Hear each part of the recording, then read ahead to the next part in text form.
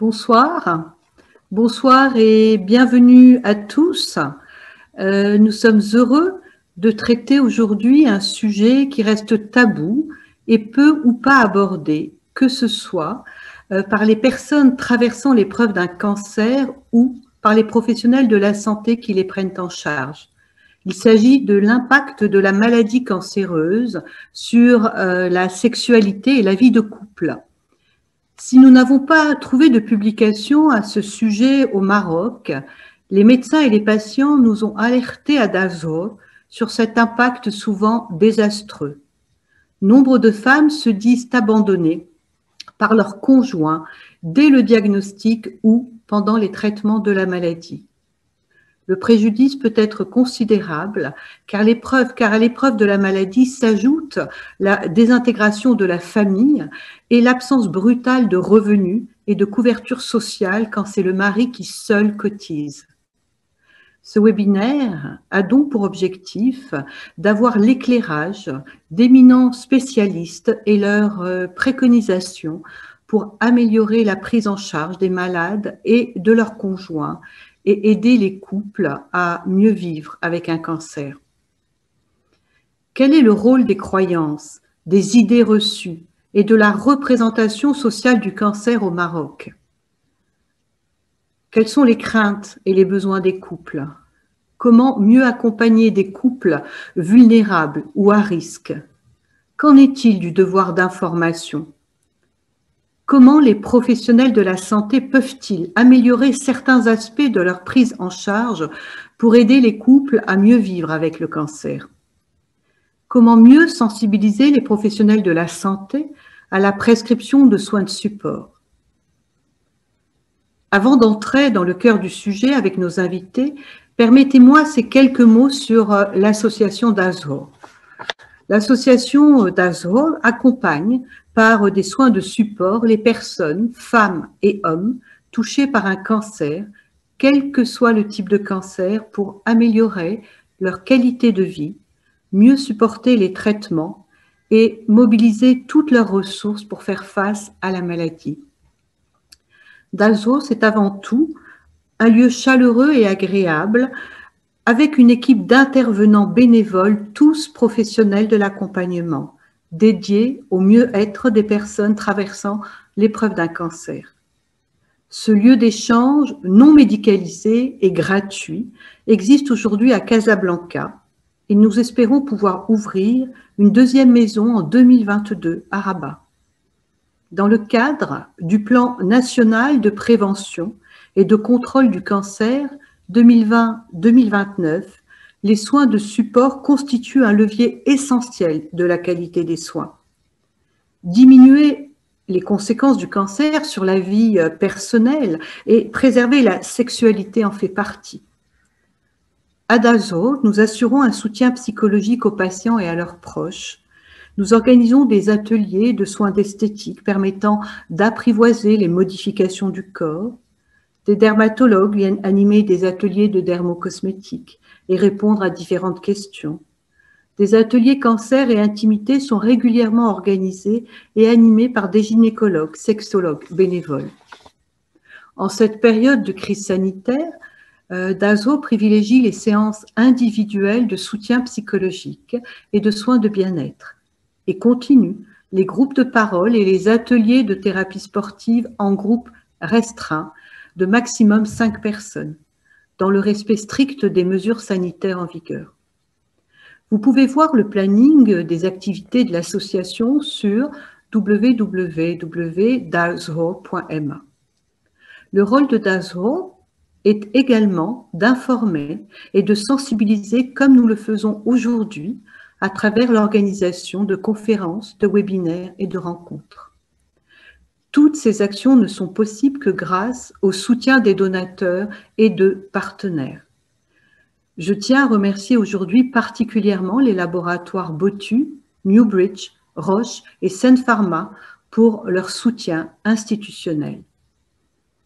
Pour parler du sujet qui nous intéresse ce soir, nous avons le plaisir et l'honneur d'accueillir professeur Soumaya Naaman Guessous, sociologue, professeur universitaire, journaliste, chroniqueur, écrivain, militante féministe qui n'est plus à présenter.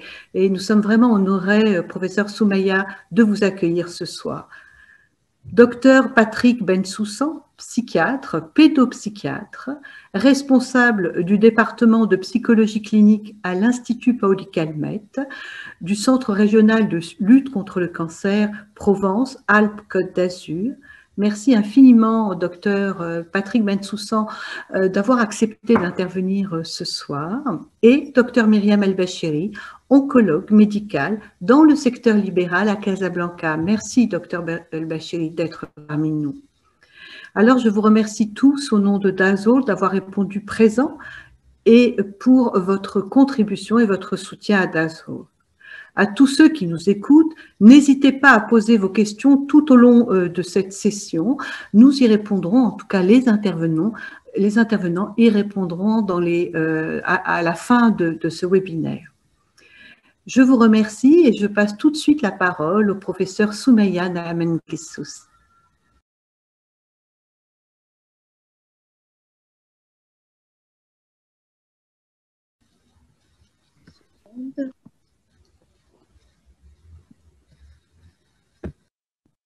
Voilà, merci Dr Nsere. Je vous remercie de m'avoir jointe à cette rencontre et je tenais vraiment à vous féliciter, vous et votre équipe, pour ce travail fabuleux que vous faites auprès de ces personnes. Et c'est un honneur pour moi, c'est un plaisir aussi, si on peut parler de plaisir lorsqu'on parle de sujets aussi sensibles. En tout cas, je suis ravie de participer avec vous pour parler d'un sujet qui n'est pas débattu du tout. Vous l'avez dit, il reste encore tabou. Il y a beaucoup d'ignorance par rapport au cancer. Beaucoup de questions qui se posent et qui seront posées certainement tout à l'heure. Les gens ne savent pas si c'est contagieux et l'ignorance fait qu'il y a des attitudes de rejet dans le couple et malheureusement, c'est souvent l'homme qui rejette la femme, l'épouse. Beaucoup de questionnements par rapport à la sexualité, etc. Et je commencerai par la conclusion en disant qu'il faut énormément de sensibiliser, nous manquons de sensibilisation par rapport à ces sujets. Souvent, nous allons avoir des discours qui sont complètement à côté de la plaque, qui consolident beaucoup d'idées reçues.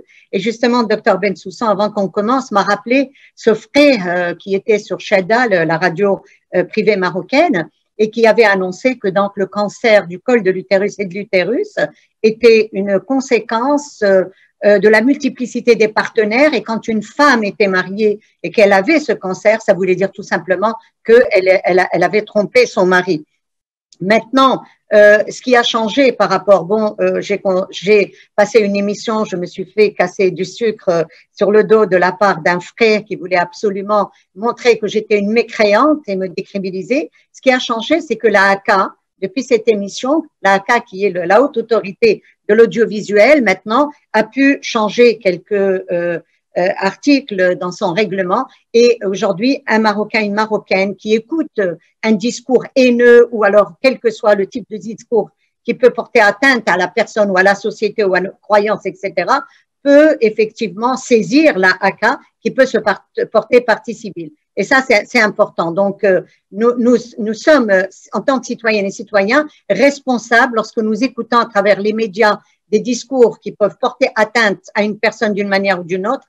Nous pouvons aller sur le site internet de la l'AAK et l'en informer. Alors, je voudrais vous parler de la représentation sociale traditionnelle du couple au Maroc et nous parlerons de la moderne pour arriver vers l'attitude du mari et de la femme quand l'un et l'autre ou l'autre est atteint d'un cancer. Traditionnellement, la fille était préparée dès son jeune âge à être une ménagère, à être une épouse soumise, endurante, sabara. Et les critères de la bonne épouse, c'était quoi? Une bonne santé. Il fallait qu'elle soit forte, d'abord pour les travaux ménagers qui étaient énormes, et également pour qu'elle puisse supporter plusieurs grossesses et plusieurs accouchements. Et donc, le partage des rôles était distinct dans les couples. L'homme, c'était le pourvoyeur, et la femme, elle était ménagère, elle mettait au service de son couple sa main-d'œuvre, mais également sa matrice pour avoir beaucoup d'enfants. les filles étaient mariées dans les meilleurs des cas à 12-14 ans. Quand une femme arrivait à 40 ans, elle était déjà vieille, usée, entre guillemets, à cause de toutes les grossesses, les fausses couches, les accouchements, les allaitements, la charge ménagère, mauvaise hygiène, manque de soins médicaux, etc. Et donc, elle était menacée de polygamie dès qu'elle n'était plus fonctionnelle.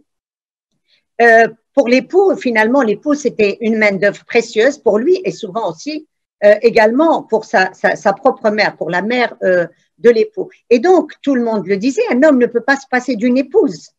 Hein, l'homme ne peut pas gérer et le foyer et l'enfant. Et alors, d'autres croyances, c'est que l'homme ne peut pas se passer de sexualité. Et là, on tombe dans le mythe de la virilité. Dieu a créé l'homme avec une puissance sexuelle intense et pas la femme pas du tout. Et donc, quand l'homme vieillissait, il avait besoin d'une femme. On disait souvent, une femme, pratiquement une femme de ménage qui va s'occuper de lui. C'est vraiment ça. Il ne cherchait pas l'épouse pour vivre une relation harmonieuse, mais seulement le côté fonctionnel de la femme. Et même impuissant, eh ben, on le mariait. Et il y avait des femmes, et à ce jour, qui étaient capables et qui sont encore capables d'épouser un homme, soit qu'elles savent qu'il est impuissant, mais bon, pour des comptes, elle a envie d'être prise en charge, etc. Elle a ses propres raisons qui font qu'elle va épouser un homme impuissant, soit elle le découvre impuissant et donc elle continue à vivre avec lui, soit il va être impuissant pendant la vie conjugale et elle le considère que c'est tout à fait normal. La femme, l'épouse, n'est pas là pour demander un plaisir sexuel, elle est le pilier de la famille, le pilier du couple, du foyer, des enfants et parfois aussi le pilier de la belle famille. Maintenant, la représentation sociale moderne du couple, il y a eu effectivement de très grandes mutations. Et l'une des grands changements, c'est l'espérance de vie. Aujourd'hui, la moyenne de l'espérance de vie au Maroc est de 77,3 ans, 74,2 ans pour l'homme et presque 80 et demi pour la femme. Donc, l'allongement de la durée de vie va augmenter les chances, entre guillemets, d'être atteinte de maladies telles que le cancer. L'âge du mariage a énormément augmenté puisque aujourd'hui, pour les filles, il est de 28 ans et pour le garçon, les hommes, il est de 31 ans. Ce qui a changé, c'est qu'on assiste à beaucoup moins de mariages arrangés. Et ça c'est quand même important. Les mariages vont être de plus en plus des mariages d'amour où les conjoints se choisissent, où ils ont des rêves en commun, où il n'y a plus cette notion d'autorité, de soumission, pouvoir et soumission. En tout cas, c'est ce que souhaitent les femmes et c'est ce que souhaitent les hommes modernes.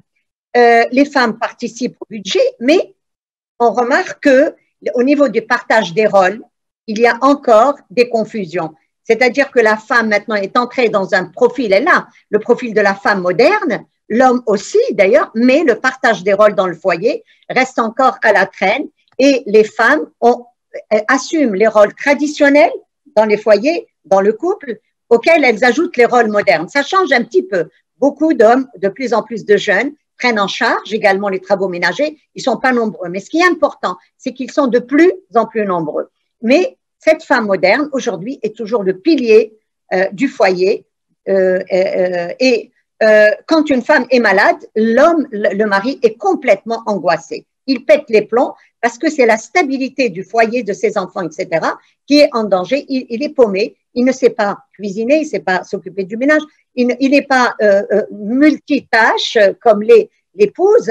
Et donc, dans ce foyer moderne, la femme continue à être le pilier. Alors, si l'époux est malade, l'épouse se sacrifie, corps et âme, même l'épouse moderne. Hein? On dit que l'hamil akhnaz, c'est zo mwali. Et mwali, c'est l'épouse, c'est-à-dire si la chair est putréfiée, il n'y a que l'épouse pour la prendre en charge. Si elle ne prend pas en charge correctement le mari malade, c'est l'anathème de la part de tout l'entourage. Hein, l'entourage, c'est la honte. Si le mari a perdu son emploi, elle va se débrouiller. Hein, quel que soit le cas, elle va se débrouiller. Et si elle ne le fait pas, ça va être la grande chouma. C'est la honte. Et on va dire, hein, elle a jeté, imaginez le terme, elle a jeté le père de ses enfants. Mais quand c'est l'homme qui part, on ne dira pas, il a jeté la mère de ses enfants. Vous voyez comment la femme garde toujours son rôle de pilier dans le foyer. Si l'époux est malade, si l'épouse est malade, l'homme devient agressif parce que c'est toute sa vie, sa stabilité, son référentiel, qui est complètement ébranlée. Et ce qui se passe aujourd'hui, c'est que avec la nucléarisation des familles, avant les couples vivaient dans un foyer où il y avait la famille au sens large du terme. Mais les femmes aujourd'hui refusent de vivre dans ce genre de foyer. Toutes les femmes marocaines, y compris les rurales, veulent vivre dans le cadre de foyers nucléaires. Et c'est bien, elles ont leur autonomie. Le couple devient, je veux dire, il devient un. Mais bon, ça c'est une autre histoire. C'est-à-dire que le couple peut se concevoir dans ce foyer nucléaire, mais le problème, ce que la femme a perdu dans cette aventure, dans ce choix justifié, elle a perdu de l'aide, elle a perdu l'aide des cousines, de la mère, des tantes qui vivaient avec elle. Et aujourd'hui, les femmes dont on parle, la majorité écrasante, n'ont pas les moyens de payer de l'aide domestique. Donc, la femme se retrouve toute seule dans ce foyer. Alors, quand elle est malade, elle ne bénéficie pas toujours du meilleur support social qui peut lui garantir un certain confort et la sécurité, c'est-à-dire le support social du mari. Et quand la maladie dure longtemps, l'épouse n'assume plus.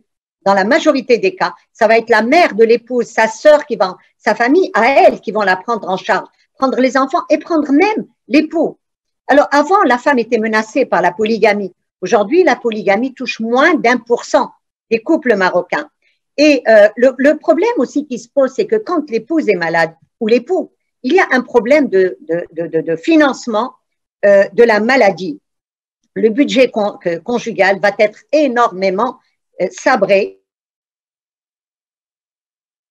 Et nous le savons tous, la couverture sociale n'est pas généralisée. Et même quand elle est généralisée, elle est faible. Même quand elle est généralisée, il y a d'autres dépenses additionnelles, à savoir les frais de déplacement. Par exemple, quand c'est l'époux qui travaille, l'épouse qui est malade, les frais de déplacement sont énormes parce que toutes les femmes malades n'ont pas l'hôpital en face de la maison. Il y a les rurales, les plus du tiers, les 38% des femmes ou des hommes aussi qui habitent le rural. Il y a le suburbain où il n'y a pas de structure hospitalière. Et donc, c'est l'argent pour prendre le car qui va ramener vers le taxi, qui va ramener vers le triporteur, etc.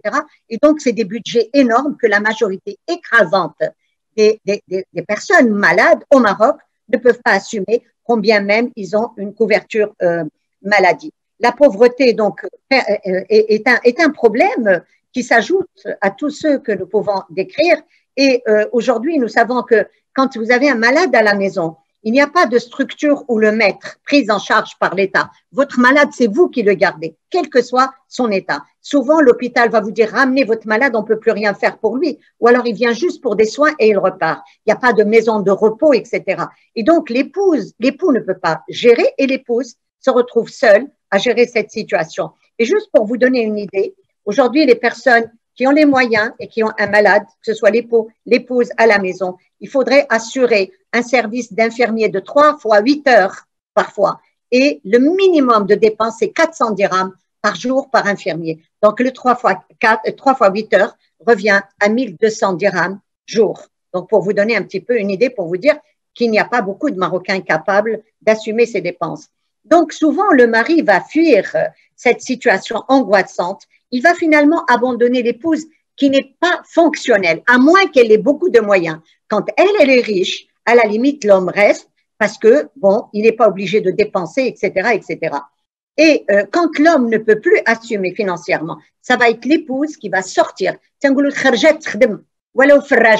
va sortir travailler, ne serait-ce que même pour vendre n'importe quel article sur la rue, à la sauvette, mais la femme prend la responsabilité de ramener de l'argent à ses enfants et au mari lorsqu'il ne peut plus se dépasser. Si c'est donc l'époux, la femme assume en cas de maladie, de cancer, etc., elle assume pleinement. Si c'est l'époux, et l'épouse qui est malade, souvent on va avoir un désistement. Aussi un désistement parce que l'épouse, en dehors du fait, en plus du fait elle doit être fonctionnelle, elle doit être aussi séductrice. Et la croyance est encore là. Les idées reçues, c'est que c'est la femme qui doit faire un effort pour garder son mari. Sinon, il va vers d'autres femmes. C'est toujours l'effort de la stabilité affective sexuelle du couple, c'est l'épouse qui doit le faire. Et dès qu'elle est malade, ben, on considère qu'elle n'est plus source de plaisir sexuel. Si, par exemple, il y a eu une ablation de l'utérus, il y a cette croyance selon laquelle elle devient un puits sans fond. Vous imaginez un petit peu. Donc, le mari ne trouve plus de plaisir. Tout ça, c'est dû, bon, c'est de l'ignorance. Quand c'est l'ablation des seins, l'homme a peur de ce corps qu'il ne peut plus toucher parce que, bon, vous le savez, les seins font partie des fantasmes masculins, c'est une zone érogène, etc. Et on se rend compte que non encadrer le couple, qui n'est pas encadré, l'épouse qui n'est pas encadrée par la médecine ou par une association qui n'a pas la chance d'arriver à Darzour, va très mal vivre ce nouveau corps. Et elle va finalement, elle va vivre le deuil de sa féminité à tort. Et elle va elle-même se comporter de manière à ce que son mari ne la touche pas, de manière à ce que son corps, elle considère que son corps n'est plus source de plaisir, n'est plus source de désir. Et donc, elle-même, elle contribue à éloigner le mari d'elle-même, alors que le meilleur soutien qu'une épouse peut avoir, c'est le meilleur soutien social, c'est d'abord l'époux, et le meilleur soutien que peut avoir l'époux, c'est d'abord l'épouse. Et donc, bon, quand il la rejette, c'est un poids, effectivement, pour toutes les raisons que nous avons dit, et également un poids énorme pour des dépenses énormes. Et le drame, c'est aussi ces femmes qui bénéficiaient d'une couverture sociale lorsqu'elles étaient mariées. Une fois divorcées, elles vont se retrouver, mais alors complètement démunies dans la précarité extrême. Et ces femmes ne sont pas encore sensibilisées pour le remède, pour la couverture. Bon, je sais qu'on est en train de préparer une couverture sociale généralisée pour la population. Je pense que c'était prévu pour 2022, si je ne me trompe pas. Mais pour l'instant, en tout cas, il y a des drames parce que beaucoup de femmes et beaucoup d'hommes aussi ne sont pas pris en charge pour leurs soins de santé. Donc, le cancer, c'est sûr, il introduit la rupture dans le couple, la perturbation affective, sexuelle. Et ce qu'on voit aussi, c'est que les femmes modernes souffrent aujourd'hui dans la solitude. Elles ne parlent pas de leur maladie. D'abord, elles ne vont pas parler de la maladie, et les hommes aussi. Pourquoi? Parce que c'est pas seulement pour conserver sa dignité, c'est pour conserver son équilibre moral. Parce que dès que l'environnement va savoir que l'homme ou la femme est atteint d'un cancer, il va y avoir des comportements émotionnels, dramatiques, qui ne vont pas aider le couple à remonter, à trouver le courage de passer cette étape. Ça va être des pleurs, ça va être mesquine, ou il y aura des mots, et nous pouvons être très maladroits dans notre culture en pensant remonter le moral, en pensant soutenir. Très souvent, les gens sont très maladroits, du style, oui, il y aura des mots, tu auras des khilés qui va mourir, on va te laisser, etc. Et donc, souvent, pour se protéger, beaucoup de couples ne vont pas parler au début, le temps parfois d'accuser le coup, voilà. Il y a aussi la peur de la pitié, aussi la peur de perdre son emploi. Beaucoup de personnes n'en parlent pas, de perdre l'emploi, parce que bon, tout le monde ne travaille pas dans le secteur organisé, c'est-à-dire le secteur informel. Quand on sait qu'une personne est malade, on peut la mettre à la porte sans aucune garantie, et ça aussi, c'est vraiment, ça pousse les femmes à ne pas, et les hommes aussi, à ne pas en parler. Alors, ce qu'on remarque aussi chez la femme moderne, c'est qu'avant, les femmes partageaient toutes leurs joies et leurs souffrances. Les femmes traditionnelles n'ont aucune pudeur à partager leurs joies et leurs souffrances. Et il y avait le hammam aussi qui jouait ce rôle thérapeutique où les femmes parlaient. Madame Dr Nseri a parlé de groupes de parole. Et bien, les groupes de parole s'effectuaient le hammam, dans les maisons, entre le voisinage, etc. Or, aujourd'hui, les femmes modernes vivent plutôt isolées. Le voisinage n'existe plus comme il était avant. La famille, dans le sens large du terme, n'existe plus ou très, très peu. Et les femmes ont acquis une nouvelle idée de la pudeur, de leur propre corps, de leur intimité qu'elles ne partagent pas. Et ce qui fait que moi, je dis que les femmes modernes vivent leur situation quand elles sont atteintes d'une maladie ou d'un cancer, elles le vivent d'une manière beaucoup plus solitaire et plus douloureuse parce qu'elles ne partagent pas et parce que elles n'ont pas toute la possibilité d'aller chez le psychologue, d'aller dans des groupes de parole, etc. Et ce qui est sûr, c'est que les époux doivent être sensibilisés tous les deux par la société civile, par les médecins, etc., pour mieux passer et ensemble, et ça c'est très important, passer ensemble ces pénibles épreuves. Aujourd'hui, j'ai appris que c'est la journée internationale des câlins, des caresses dont on est privé. J'espère qu'on va retrouver très, très rapidement cette possibilité de se caresser mutuellement, de se câliner. Et je veux dire que les caresses, et là je ne vous apprends rien, les médecins, provoquent des sécrétions d'hormones, notamment la dopamine, qui est l'hormone du plaisir. C'est vous dire l'importance du couple qui va rester soudé, qui va se toucher, qui va se caresser, qui va se remonter mutuellement le moral, etc. Une autre hormone, l'ocytocine, qui est l'hormone de l'amour, de la tendresse, de la confiance et du lien social et du lien conjugal. Et cette hormone est sécrétée, elle vient du sentiment du bien-être et de sécurité quand on est dans les bras d'un être aimé. Elle diminue le stress et renforce donc les relations conjugales et les rend plus harmonieuses. Ceci pour vous dire qu'un couple qui est resté soudé dans cette épreuve peut s'entraider et peut peut-être aussi diminuer par les câlins, par les mots doux, etc., la bonne intention, être un bon soutien social et diminuer du stress, de l'angoisse, etc. Et de nombreuses études ont prouvé, des études très, très sérieuses, que quand une personne a un soutien, une personne malade, qui a un soutien social fort, son système immunitaire est renforcé. C'est pas moi qui le dis, ce sont les scientifiques qui ont fait ces enquêtes. Quand une personne a le soutien, et il vient d'abord du mari, un soutien social fort, son système immunitaire est renforcé. Et ce même système immunitaire peut être altéré en cas de disharmonie conjugale, en cas lorsque, par exemple, la femme est rejetée par son mari, on remarque que son système immunitaire peut être altéré. Donc, je dirais, pour terminer, que le travail de Dar Zohar est très important pour le moral. Verbaliser justement sa souffrance est une thérapie très importante. Et là non plus, je vous apprends rien du tout. Et donc, c'est très important d'accompagner les personnes atteintes de cancer ainsi que leur entourage, parce que une personne qui est atteinte d'un cancer, ce n'est pas seulement l'affaire d'elle-même, ce n'est pas seulement l'individu, mais c'est d'abord le couple, c'est les enfants et c'est également son entourage. Je vous remercie pour votre attention.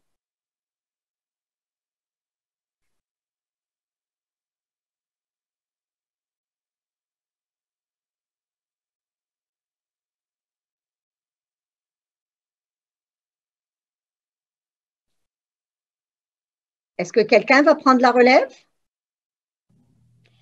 S'il vous plaît. Merci beaucoup, professeur Soumaya, pour votre excellente intervention. Vraiment, vous avez très, très bien détaillé le sujet sur le plan social et sur le plan psychologique aussi. Vraiment, c'était très, très bien détaillé. Et là, je donne la parole à Dr Patrick Bensussen pour parler du point de vue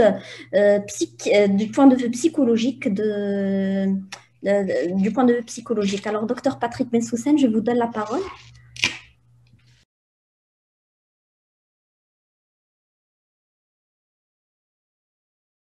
Le panorama a déjà été tout à fait brossé par Madame Guessous. Je voudrais remercier moi aussi Dar Zohar et le docteur Nsiri de cette invitation, en posant déjà d'emblée que mon propos va être très connoté dans le champ culturel et temporel qui est le mien, c'est-à-dire aujourd'hui, au XXIe siècle, en 2021, dans un pays occidental dit libéral et dit développé, c'est-à-dire la France, puisque j'exerce à Marseille dans le cadre d'un centre de lutte contre le cancer. Je voulais juste pointer qu'il y aura manifestement des différences dans mon propos et dans ce qui vient d'être évoqué, et plus encore, si on va encore plus loin, et peut-être dans notre discussion tout à l'heure, sur un certain nombre d'éléments qui concernent les implications socio-éducatives et culturelles de toutes ces questions, et bien entendu qui sont majeures.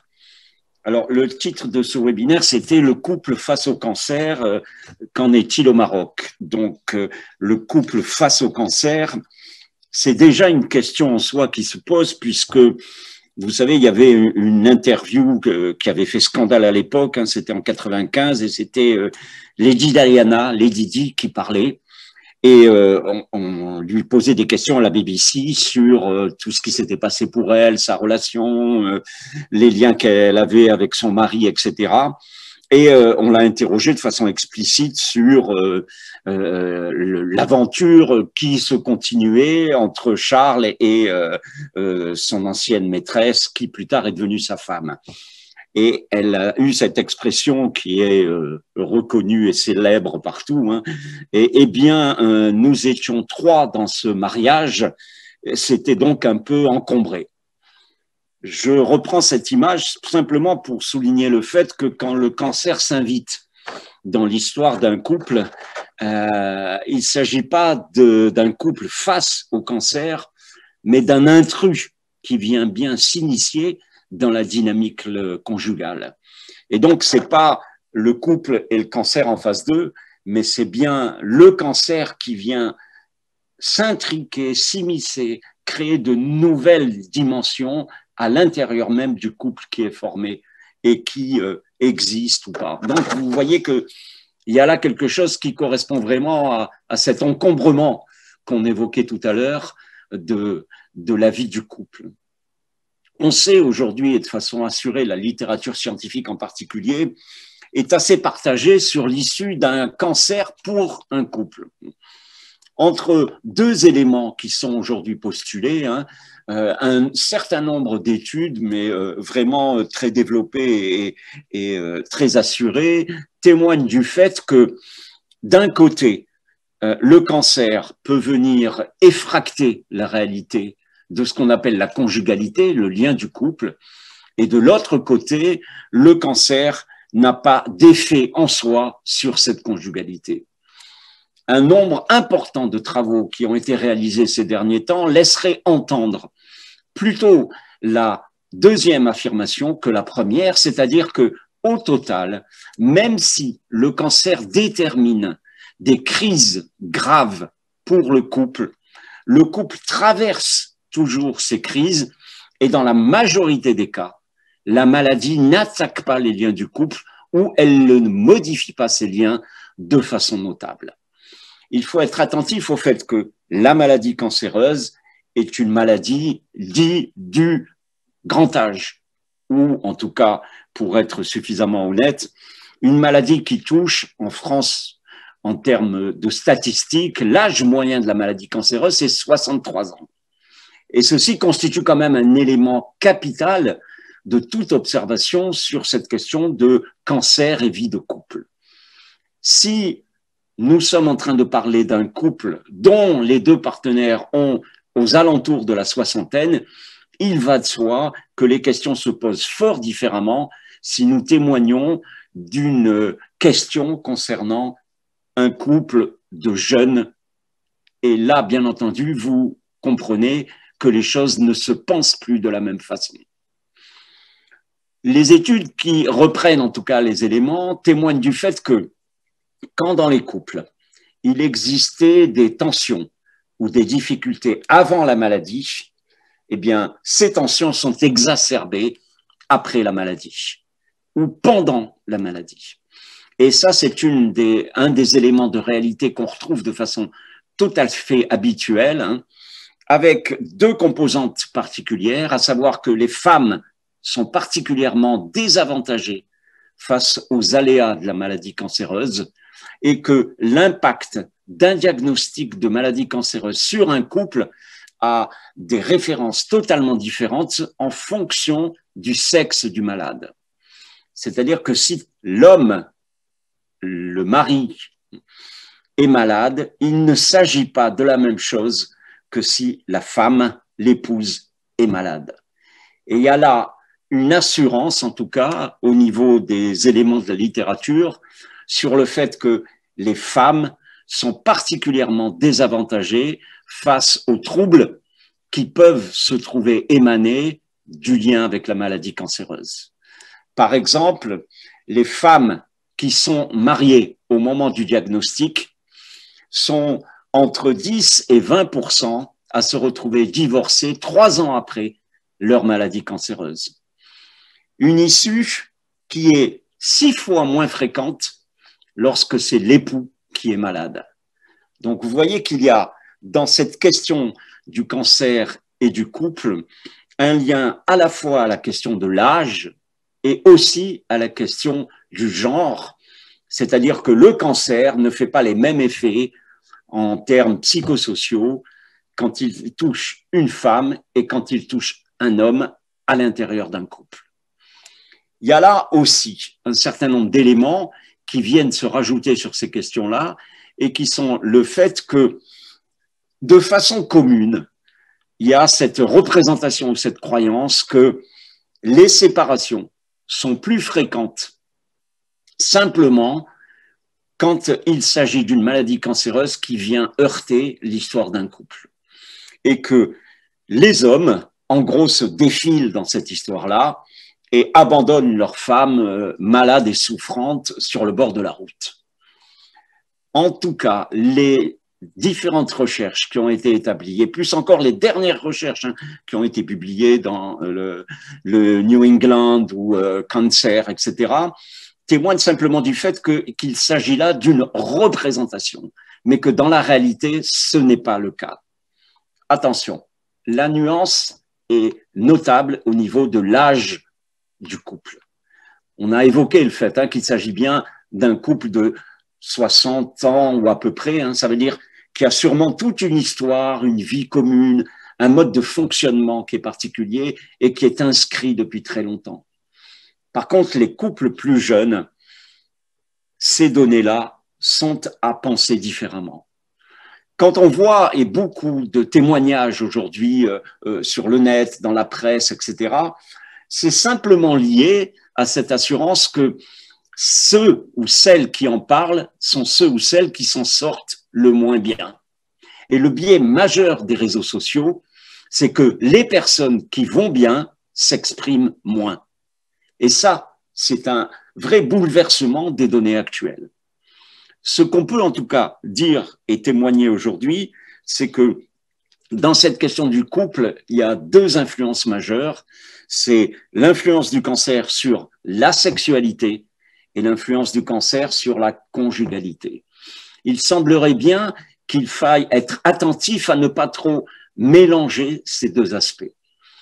L'influence du cancer sur la sexualité en fonction de la répercussion des maladies ou des aléas des traitements est reconnue par tous et de façon majeure. En parler, échanger des données à son propos n'est pas encore chose évidente et partout. Le tabou de la sexualité est encore tout à fait notable, même si de plus en plus des instances, des mises en place d'institutions, ce qui a été évoqué par exemple à Darzor avec des lieux de parole, d'échanges, des sensibilisations, des campagnes d'information, etc., permettent de parler plus librement de ces questions-là. Mais je suis bien assuré que, au Maroc en tout cas, elles se poseront de façon bien différente. Il existe de façon très, très déterminée et étalonnée un lien notable entre la détresse psychosociale du patient et celle de son conjoint. Ça a été tout à fait montré à l'intérieur des couples. Quand l'un souffre, l'autre souffre. Et ça, c'est une donnée qui est nécessaire d'être prise en compte, à savoir que dans le cadre de tout ce qu'on appelle aujourd'hui les soins de support, ou tout le travail qui est fait pour pouvoir accompagner les patients malades, il ne faut jamais oublier les conjoints ou les conjointes. Et qu'il y a là quelque chose qui est important dans ce qu'on appelle aujourd'hui les aidants, et qui témoignent de l'importance de leur place auprès des personnes malades. Vous savez que tout ça se détermine surtout en termes, je le disais, culturels, à savoir que depuis peu d'années, en France par exemple, s'est mis en place un cadre spécifique qui est celui de ce que l'on appelle la personne de confiance. C'est-à-dire que le législateur s'est rendu compte de ce qui était en soi un certain nombre de difficultés dans la communication et le dialogue à l'intérieur des couples et a mis en avant cette nouvelle donnée qui est la personne de confiance, qui fait qu'un malade peut avoir une personne de confiance qui n'est pas son mari ou qui n'est pas sa femme et qui témoigne d'un lien particulier avec cette personne et de son attention plus développée à ce que ça soit cette personne-là qui sont en situation de responsabilité ou de dialogue avec les instances, par exemple, médicales. Vous voyez que ça témoigne bien d'un bouleversement dans la pensée même de ce qu'on appelait l'équilibre conjugal, où très souvent, jusqu'à encore ces dernières années, on parlait avec la femme ou avec les enfants s'ils étaient plus grands, de la réalité de la maladie du mari, et où on disait les choses plus à la famille qu'à celui qui était malade, etc., etc. Donc, toutes ces choses-là sont en train d'évoluer, mais d'évoluer en fonction, bien entendu, des normes socio-culturelles que détermine chacune des sociétés. La littérature scientifique, dans ce cadre-là, est totalement parlante et unanime.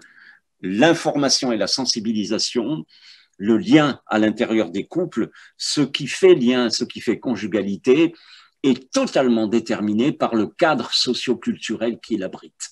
C'est-à-dire que tout mon discours n'a que peu de pertinence au Maroc, par exemple, en Afrique subsaharienne ou au Népal.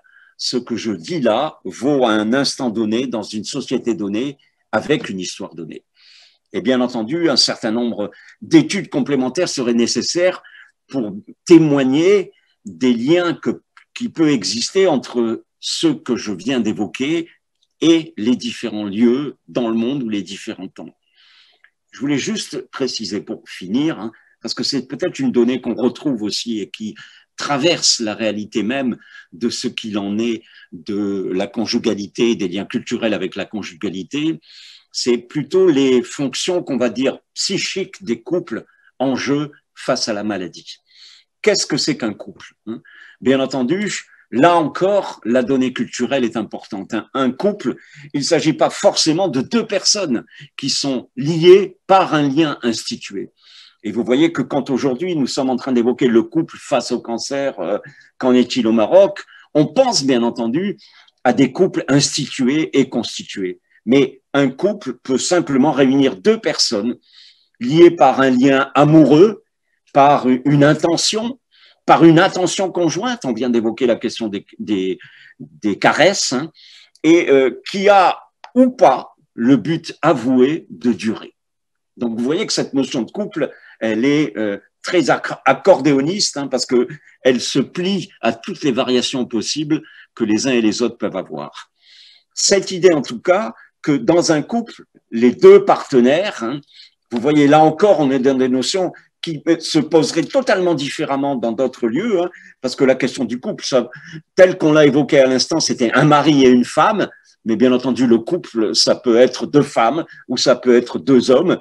Et nous avons encore des représentations très 19e ou 20e siècle de ces questions-là qui, dans certains lieux du monde, ont totalement évolué. L'idée que dans un couple, il y aurait des bons partenaires, vous voyez, là encore, on reprend des constructions et des représentations qui sont très marquées, comme si le fait d'être couple témoignerait que l'un sait aider l'autre, le conjoint ou celui qui est son équivalent, à développer, on va le dire de façon rapide, ses capacités personnelles à s'épanouir. Et quand il est malade, à développer sa capacité à maintenir ce qu'aujourd'hui on nomme la qualité de vie de façon la plus marquée possible. L'idée même que le couple, en tout cas, se pense dans une espèce d'accomplissement mutuel de l'homme et de la femme si on reste sur ces modélisations genrées. Ce qui fait que le couple renvoie à plusieurs données qui sont, dans un premier temps, l'idée même de ce qu'on appelle la contenance. C'est-à-dire que le couple forme une espèce d'enveloppe. C'est comme si l'idée du couple était une enveloppe qui entourait deux personnes, enveloppe bien entendu dont on imagine le côté protecteur et qui viendrait là être comme une façon de se protéger de ce qui peut se passer à l'intérieur du couple et ce qui peut attaquer de l'extérieur du couple. L'atteinte, le traumatisme engendré par la maladie va parfois venir effracter cette enveloppe, l'atteindre. Et bien entendu, un ou l'autre ou les deux partenaires vont se retrouver exposés à ce traumatisme. De fait, la question se pose du coup de ce qu'on dit par exemple, on va être en ospose, on va se battre, vous savez ce pronom indéfini qui revient constamment, on va être ensemble, on va lutter ensemble, etc.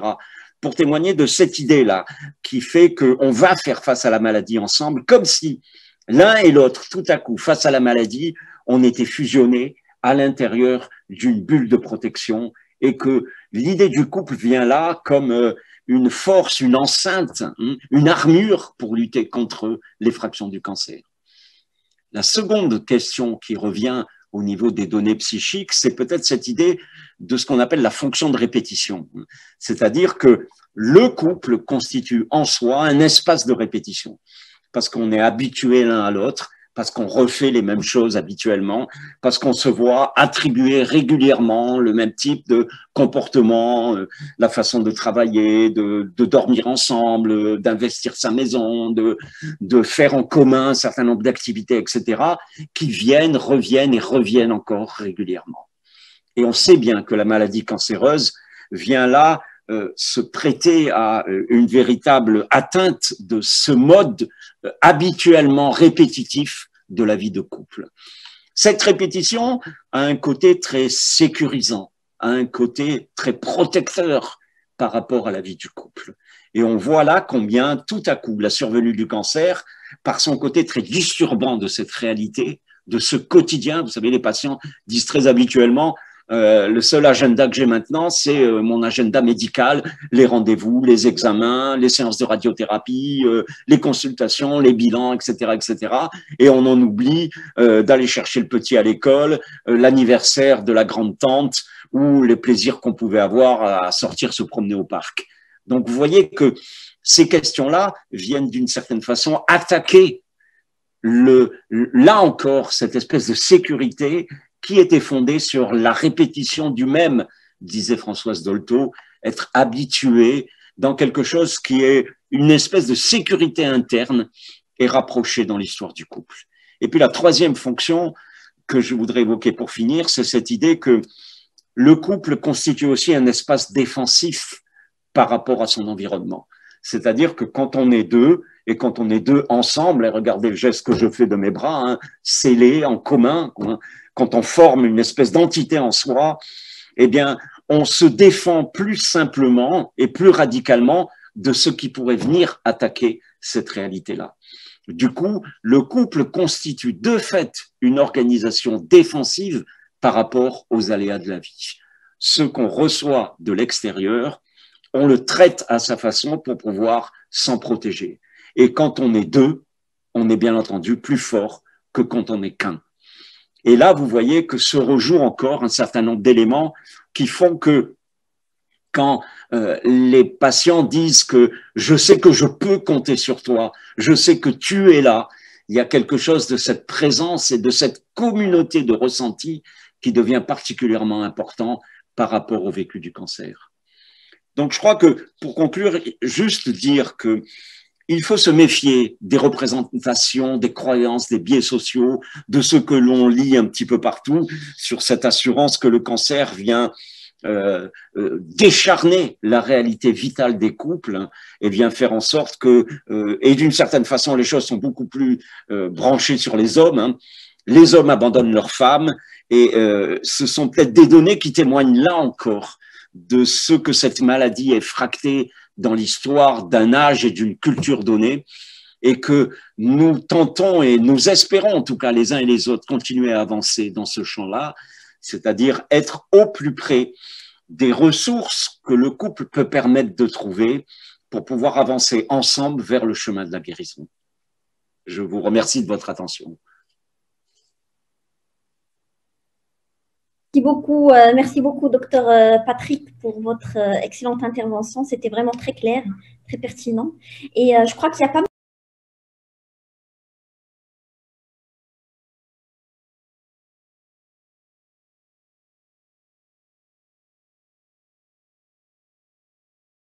J'ai parlé du sujet. Alors, comment je vais partager l'écran? Alors, voilà, l'écran, il est déjà partagé.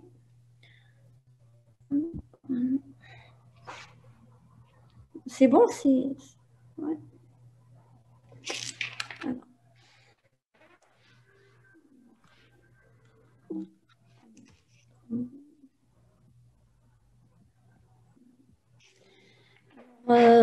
Bonsoir à tous. Je remercie Darzor de m'avoir invitée à être oratrice durant ce webinaire. Et je remercie tout particulièrement Dr Nseri pour le choix du thème. C'est un sujet vraiment qui est très pertinent et très peu abordé dans notre société car considéré comme tabou. Et donc, je suis tout particulièrement très honorée d'en parler aux côtés de professeur Soumeya Gsous et Dr Bensoussen. C'est d'ailleurs très difficile de parler après eux. Alors, je vais passer à parler rapidement à la représentation sociale du cancer au Maroc pour les patients interrogés lors des consultations. Alors, peu d'études se sont intéressées à la représentation du cancer dans la société marocaine. Pratiquement, il n'y a pas d'études. Et ce qu'on a relevé lors des consultations d'oncologie, moi personnellement, c'est que le cancer reste encore perçu comme une maladie mortelle. Il y a même certains patients qui cachent la maladie à leurs proches. Il existe toujours lors des consultations un choc émotionnel au moment de l'annonce du diagnostic. Et même si les gens savent que dans la majorité des cas, il existe des rémissions complètes, le sentiment d'être en danger vital, il prédomine. Et donc, lors des consultations, les patients emploient souvent des termes pour désigner le cancer sans le prononcer. Donc, plusieurs termes peuvent être employés. Par exemple, le mard al-khayb pour dire cancer. Et aussi, on a remarqué que même dans le langage médical, nous parlons souvent de néo pour ne pas évoquer le cancer devant le patient. Donc, toujours, on nous a toujours appris lors de notre formation, il ne faut pas prononcer le mot cancer devant le patient, prononcer néo plutôt que cancer. Et donc, certains termes peuvent aussi être plus traumatisants que le cancer.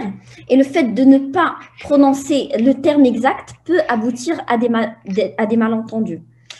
Et donc voilà, alors le vécu du cancer au sein du couple.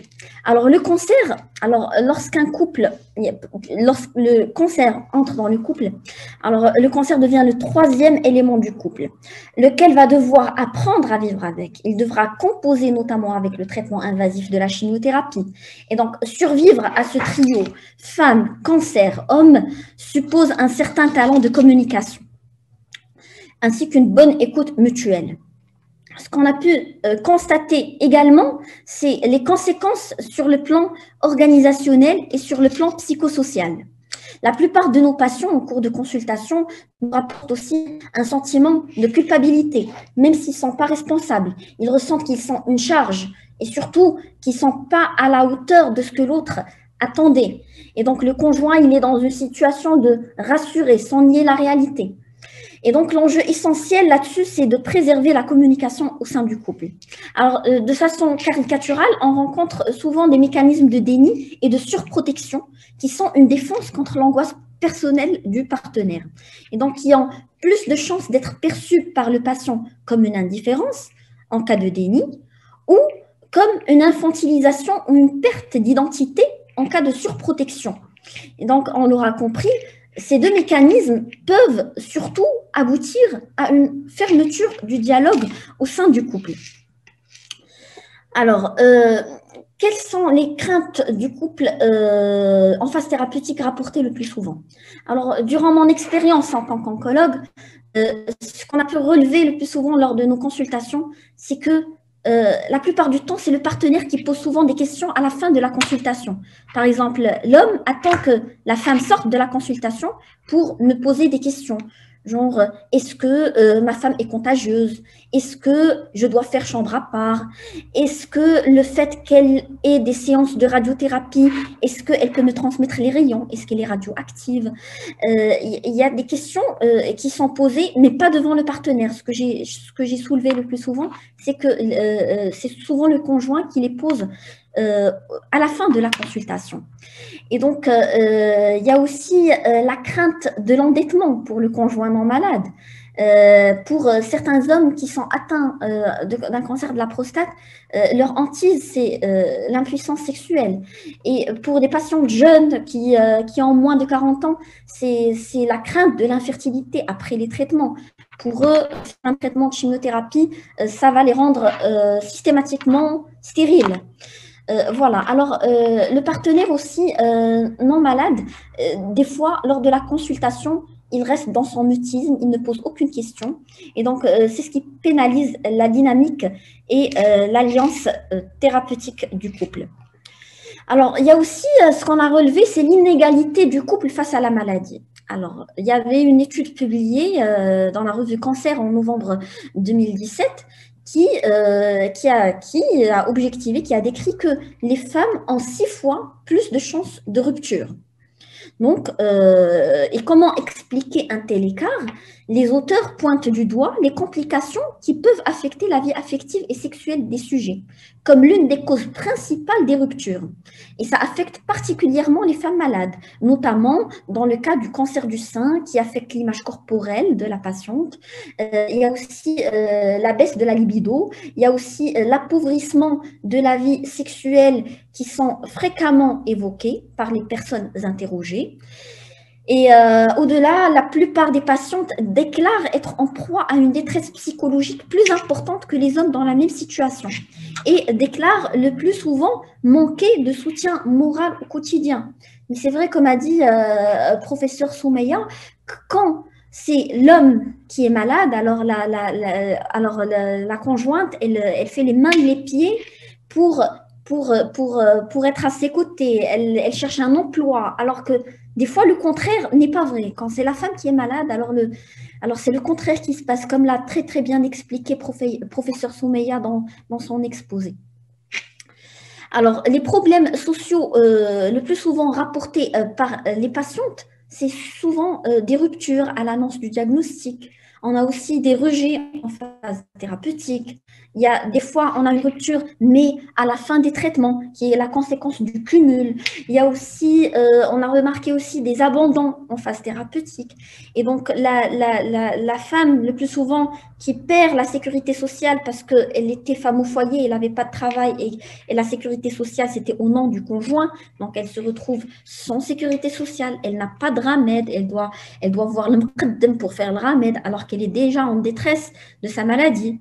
Des fois, le couple sont dans l'absence brutale de revenus et de sécurité sociale. Des fois, il y a des femmes qui me rapportent lors des séances de consultation un deuxième mariage du conjoint. Et donc là, on aura la pauvreté, la dépression et le cancer. Donc, il y aura pas que le cancer, mais aussi s'ajoute la pauvreté et la dépression, ce qui est vraiment dramatique. Mais bon, il y a pas que cette face noire, il y a aussi des couples où le cancer renforce les liens. Et donc, le cancer rentre aussi dans la maison en impactant les 3 piliers essentiels de la sexualité sur le plan biologique, santé sexuelle et ses dysfonctions, sur le plan relationnel et sur le plan psychologique. Et donc, d'où la nécessité d'une approche bio-psycho-environnementale qui intègre le malade et le partenaire. Donc, il faut aussi impliquer le partenaire dans la stratégie thérapeutique. Et donc, le cancer, les traitements anticancéreux, à savoir la chirurgie, la radiothérapie et la chimiothérapie, ont un impact majeur sur la vie de couple. Pourquoi? La chirurgie, elle peut perturber l'anatomie féminine. Donc, on peut avoir une mastectomie, on peut avoir l'amputation de la paroi antérieure du vagin. Et tout ça, ça modifie l'image corporelle, ça peut impacter le couple. Il y a aussi l'impact de la radiothérapie. Des fois, on peut avoir une fibrose, une sténose vaginale. On peut avoir une modification de la sensibilité vaginale et clitoridienne. La chimiothérapie, son impact sur le côté esthétique aussi, des troubles de Fanner, la perte des cheveux.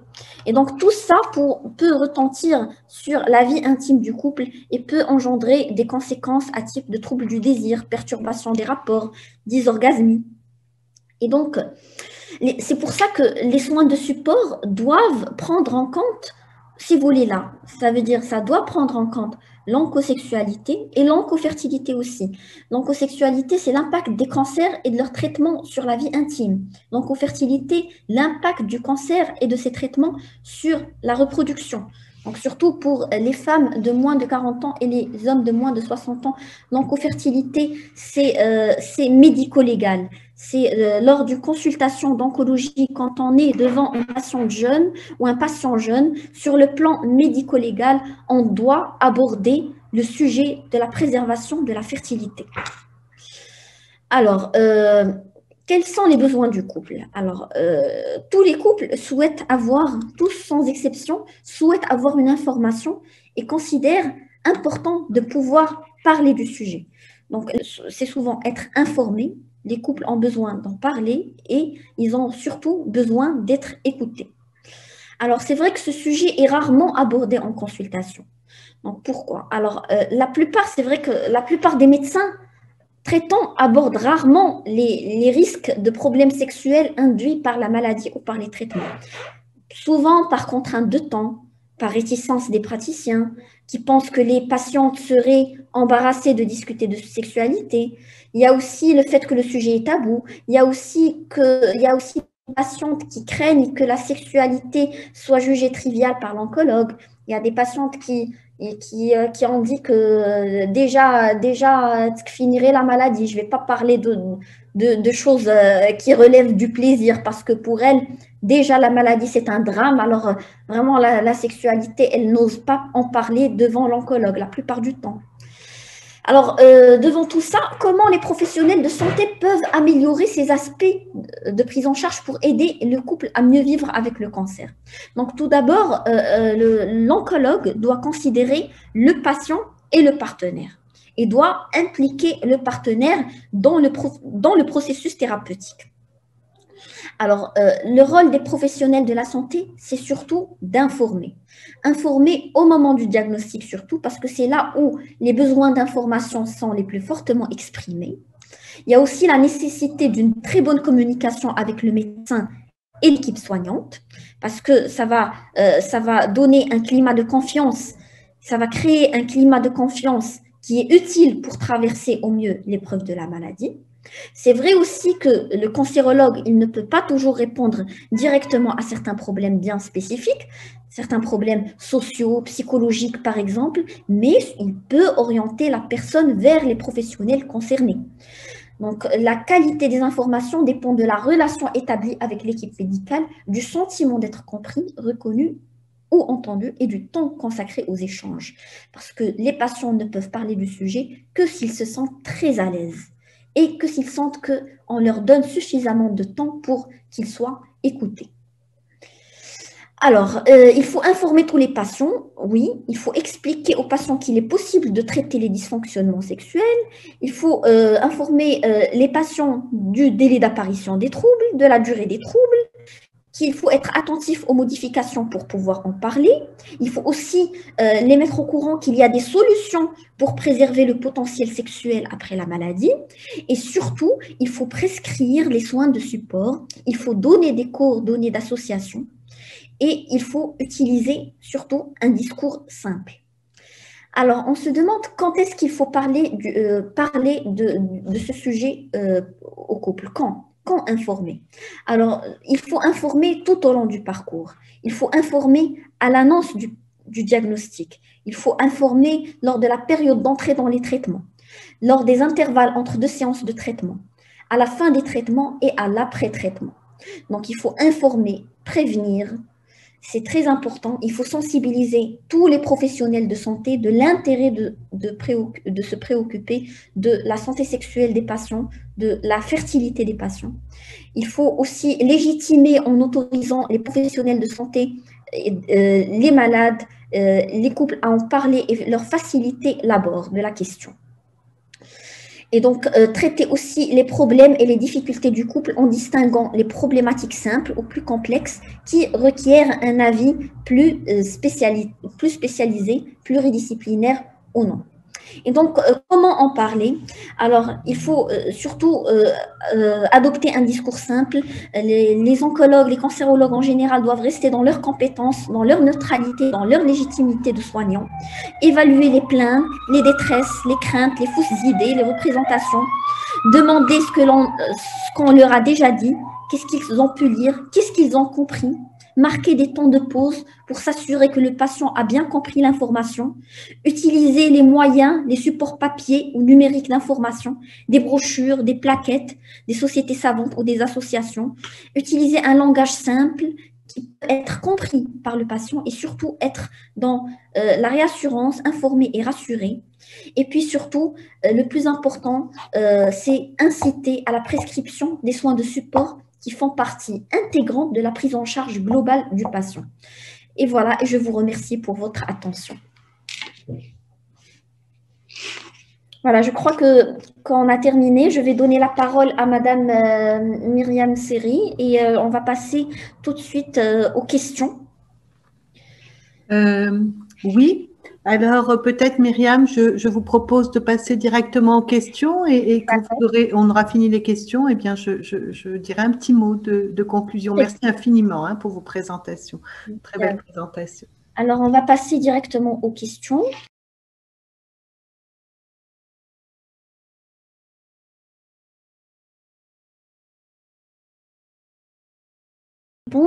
Est-ce que vous proposez des solutions pour dépasser le tabou de cancer? C'est pour que c'est une question de monsieur qui pose, est-ce que vous proposez des solutions pour dépasser le fait que le cancer soit un sujet tabou? Qu'est-ce qu'on peut... Voilà, c'est la première question, si le professeur Soumaya peut répondre. Je crois qu'il faut enlever le... On n'entend pas, madame. Oui. Je crois que c'est bon là. Oui, merci à la personne qui a posé la question. Vous savez, il y a eu tellement de solutions qui ont été proposées par Dr Bensoussan, par Dr Nseri, par Dr Bachiri, par moi-même. Je pense que ce qui est vraiment primordial, c'est d'abord de briser le tabou, c'est de parler. Et nous sommes dans une société où on ne parle pas assez. Nous ne parlons pas assez dans notre société, nous ne dialoguons pas. Et nous avons tendance assez fréquemment à écouter des conseils de personnes qui ne sont pas ni spécialistes ni spécialisées. Et il faut le reconnaître, nous sommes une société où il y a beaucoup de mélodrames. Vous savez, vous l'avez dit, aujourd'hui, on ne parle même pas du cancer. Quand quelqu'un veut parler du cancer, on vous dit « hadik la maladie, par exemple ». Même, on ne verbalise même pas, on a même peur de dire le mot cancer. Or, les mots sont très, très importants. Voilà, il y a déjà un travail à faire au niveau des mots, il y a un travail à faire en termes de connaissances. Aujourd'hui, nous avons un outil extraordinaire. Bon, mon mari est médecin, il ne va pas être content de ce que je vais dire. Je pense que vous autres, les médecins aussi. Nous avons Internet, ok. Parfois, ça vous mène en erreur, etc. Mais nous avons quand même Internet, il y a une partie d'information qui peut, pour le profane, informer sur le comportement à suivre. C'est une mine d'or, Internet. Il faut lui donner la valeur qu'elle mérite, faire attention à la source. Mais en tout cas, aujourd'hui, nous avons les personnes lettrées sont capables, si elles ne peuvent pas aller voir un médecin, si elles sont loin des associations, parce qu'il faut savoir, bon, nous sommes en train de parler d'Arzour, et le docteur Nseri nous dit, il y en a une, à Casa, et on est en train d'essayer d'en faire une autre à Rabat. Vous vous rendez compte, par rapport au royaume, c'est Epsilon. Et donc, voilà, aller chercher l'information, ça c'est très, très important. Au moins se remettre en question sa relation qu'on a avec les mots. Et ça, non seulement il faut briser le tabou, mais il faut aussi essayer un petit peu de dédramatiser. Chez nous, tout est vécu comme mélodrame. C'est tout de suite Nari, etc., le mout, etc. Et même quand vous avez une personne qui est malade, on va venir la voir, il faut montrer qu'on est touché, il faut montrer des larmes, il faut montrer que c'est vraiment très, très grave. Vous voyez? Et là, déjà, si on ne serait-ce qu'un petit peu d'empathie quand on est face à un malade, de se dire, bon, si j'étais à sa place, qu'est-ce que j'aurais voulu qu'on me dise? Est-ce que j'aurais voulu qu'on pleure, qu'on dise Nari, c'est fini, à qui tu vas laisser tes enfants? Et c'est des choses qu'on entend autour de nous. Donc voilà, il y a un travail à faire en termes de recherche de l'information quand on peut, un travail à faire au niveau des mots que l'on prononce face à des personnes malades, dialoguer dans le couple, c'est très très important. Le dialogue, nous savons que nous ne dialoguons pas assez sur ces questions. Bon, et puis surtout quand on a les moyens, malheureusement ce n'est pas toujours possible, c'est toujours le cas, quand on a les moyens, aller vers des spécialistes qui vont aider à mieux vivre ces angoisses. Surtout ça, mais malheureusement ce que je suis en train de dire là est valable pour une toute petite partie de la population. Maintenant, ce qui est sûr, c'est que au niveau des CHU, on devrait développer davantage d'encadrement, de prise en charge psychologique, chose qui n'est pas encore actuelle maintenant. Et je pense que les médecins ont beaucoup à faire dans ce domaine. Effectivement, professeur Soumeya, vous avez tout à fait raison. Alors, la deuxième question, c'est peut-on parler d'un comportement similaire de rejet d'un époux de sa femme malade du cancer qui a subi des mutilations entre les différentes catégories de la hiérarchie sociale? Autrement dit, est-ce que ce rejet est dû aux déterminants culturels ou économiques? Est-ce que le rejet est dû aux déterminants culturels ou économiques? Comme vous l'avez soulevé aussi lors de votre exposé, professeur Soumeya Nanem. Ok, merci pour la question. Je remercie pour la question. J'ai répondu un petit peu par écrit. Effectivement, je pense que la situation n'est pas vécue de la même manière selon qu'on soit, enfin, selon les différentes strates sociales. C'est-à-dire que une personne, un couple appartenant à une famille aisée, qui n'est pas dans l'anonymat, qui est encore entouré de la famille, le couple ou par exemple le mari, parce que c'est surtout ça, le mari a très peur pour sa réputation parce qu'il y a des intérêts pas toujours pécuniaires, c'est familial, c'est émotionnel, c'est de l'amitié, c'est du voisinage, etc. Ce genre de personne, en tout cas de mari, parce que c'est surtout ça, là où ça se passe, ne va pas avoir beaucoup de peur et de scrupules à rejeter son épouse, parce que les gens vont jaser, les gens vont parler, quel que soit l'âge du couple. Et la pression sociale est très importante. Le qu'on dira-t-on dans ces milieux-là, le qu'on dira-t-on est très important. Et s'il le fait, il va y avoir des gens de la famille, du voisinage, des amis qui vont venir dire ce n'est pas normal, chouma, c'est honteux, c'est haram, etc. Maintenant, quand il s'agit de personnes qui n'ont pas les moyens, surtout des personnes qui ont, par exemple, qui se sont déplacées dans le cadre de l'exode rural, qui sont dans l'anonymat des grandes villes ou dans des villages où il n'y a plus ce regard de la communauté autour, de la tribu, entre guillemets. Là, il est beaucoup plus facile de se comporter comme on le souhaite, parce que de toute manière, personne ne va venir pour critiquer ou vous dire « Chouma, reprends ta femme, soigne-la, etc. » Et puis bon, il faut dire aussi que quand l'argent manque, c'est ce que j'ai répondu par écrit, on peut dire tout ce que l'on veut, on peut philosopher sur tout cela, la prise en charge, la prise de conscience, l'honnêteté vis-à-vis de l'épouse, etc. Mais quand l'argent manque là, nous ne sommes plus dans la même logique que nous avons, nous, tranquillement installés chez nous et surtout plus ou moins nantis. Voilà. Quand on est dans la précarité extrême, toutes ces logiques explosent et on se retrouve dans des comportements qui peuvent nous paraître complètement inhumains. Effectivement, merci pour votre réponse, professeur Soumeya. Il y a une troisième question. Alors, une troisième question, c'est pour docteur Patrick Bensussen. Avoir des enfants pourrait-il impacter positivement la relation conjugale en cas de la maladie de l'épouse? Docteur Patrick, est-ce que le fait d'avoir des enfants va impacter positivement la relation conjugale ou bien c'est le contraire sur le plan psychologique ou même sur le plan social aussi? C'est sur le plan psychologique et social. Oui, enfin, ça pose la question de ce qu'il en est de la conjugalité et du lien à ce qu'on appelle la parentalité. On peut faire couple sans avoir d'enfants et les enfants peuvent venir avoir de fait une influence dans la gestion du quotidien du couple. Quant à savoir si dans la relation, en tout cas, qui existe entre un mari et une femme, un homme et sa conjointe, en tout cas, l'impact des enfants est majeur. Très souvent, les personnes malades témoignent beaucoup de répercussions de la maladie quant à l'histoire de leur famille. Ça dépasse la donnée du couple, hein. C'est à considérer sur un mode beaucoup plus familial, hein. C'est-à-dire que les femmes vont dire, par exemple, qu'elles font beaucoup de choses pour leur enfant et elles mettent en avant d'ailleurs la place et le statut de l'enfant, hein, dans le choix qu'elles peuvent avoir, hein, en disant que c'est pour leur enfant qu'elles font ceci ou cela, c'est pour leur enfant qu'elles luttent, alors que les hommes sont plus distants par rapport à ces questions, hein. Donc là, ça touche encore ce qu'il en est, non pas du statut marital et du couple, mais du statut de l'enfant dans l'histoire d'une femme et de cette place singulière qu'est être mère. Donc ça, c'est plus vraiment l'idée, ou en tout cas ou la question du couple face au cancer, mais c'est plus la question de la femme face au cancer. Et la place des enfants, elle a un impact majeur dans l'histoire des femmes. C'est ça, c'est ce que j'évoquais en termes de répercussions, par exemple. La maladie cancéreuse, quand elle frappe un couple, elle frappe totalement différemment quand il s'agit de frapper la femme ou de frapper l'homme. Et au niveau des enfants, en tout cas, les répercussions au niveau du quotidien sont bien plus majeures quand c'est l'épouse qui est touchée que quand c'est l'homme qui est touché. Parce que l'épouse a cette double, triple, quadruple fonction. Hein. À la fois, elle va devoir faire attention à sa maladie, à se traiter, etc. Mais elle va continuer à devoir faire attention à ses enfants, l'éducation des enfants, l'alimentation des enfants, le quotidien de ses enfants, etc.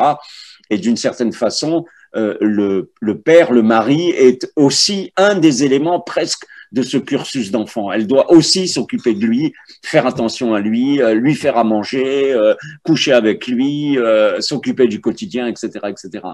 Donc on voit que les tâches qui tombent sur les épaules des femmes sont majeures dans cette histoire de rencontre avec le cancer.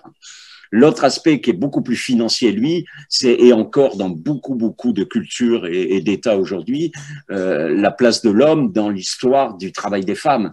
C'est-à-dire que c'est encore l'homme qui, dans beaucoup de situations, supporte les cordons de la bourse, comme on dit, et que sa maladie a alors des répercussions au niveau du couple et de la famille à cause des aspects pécuniaires. C'est-à-dire que l'argent rentre plus de la même façon et ça crée des aléas majeurs. Hein. Madame Guessous en a parlé tout à l'heure.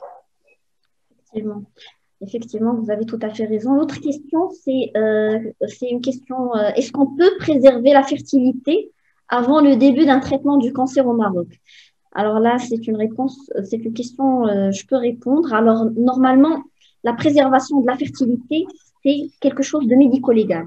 On ne peut pas commencer un traitement de chimiothérapie chez une patiente jeune ou un patient jeune sans lui parler de la possibilité de préserver la fertilité. Alors, au Maroc, oui, on peut préserver la fertilité. Pour les hommes, c'est une cryopréservation de sperme. Il y a des centres de fertilité dédiés pour ça. Pour les femmes, il y a ce qu'on appelle la cryopréservation des ovocytes. Il y a plusieurs centres de fertilité au Maroc dédiés à ça. Sauf l'inconvénient, c'est que ça coûte très cher. Et pour les patientes qui n'ont pas les moyens, alors là, c'est là où se pose le problème.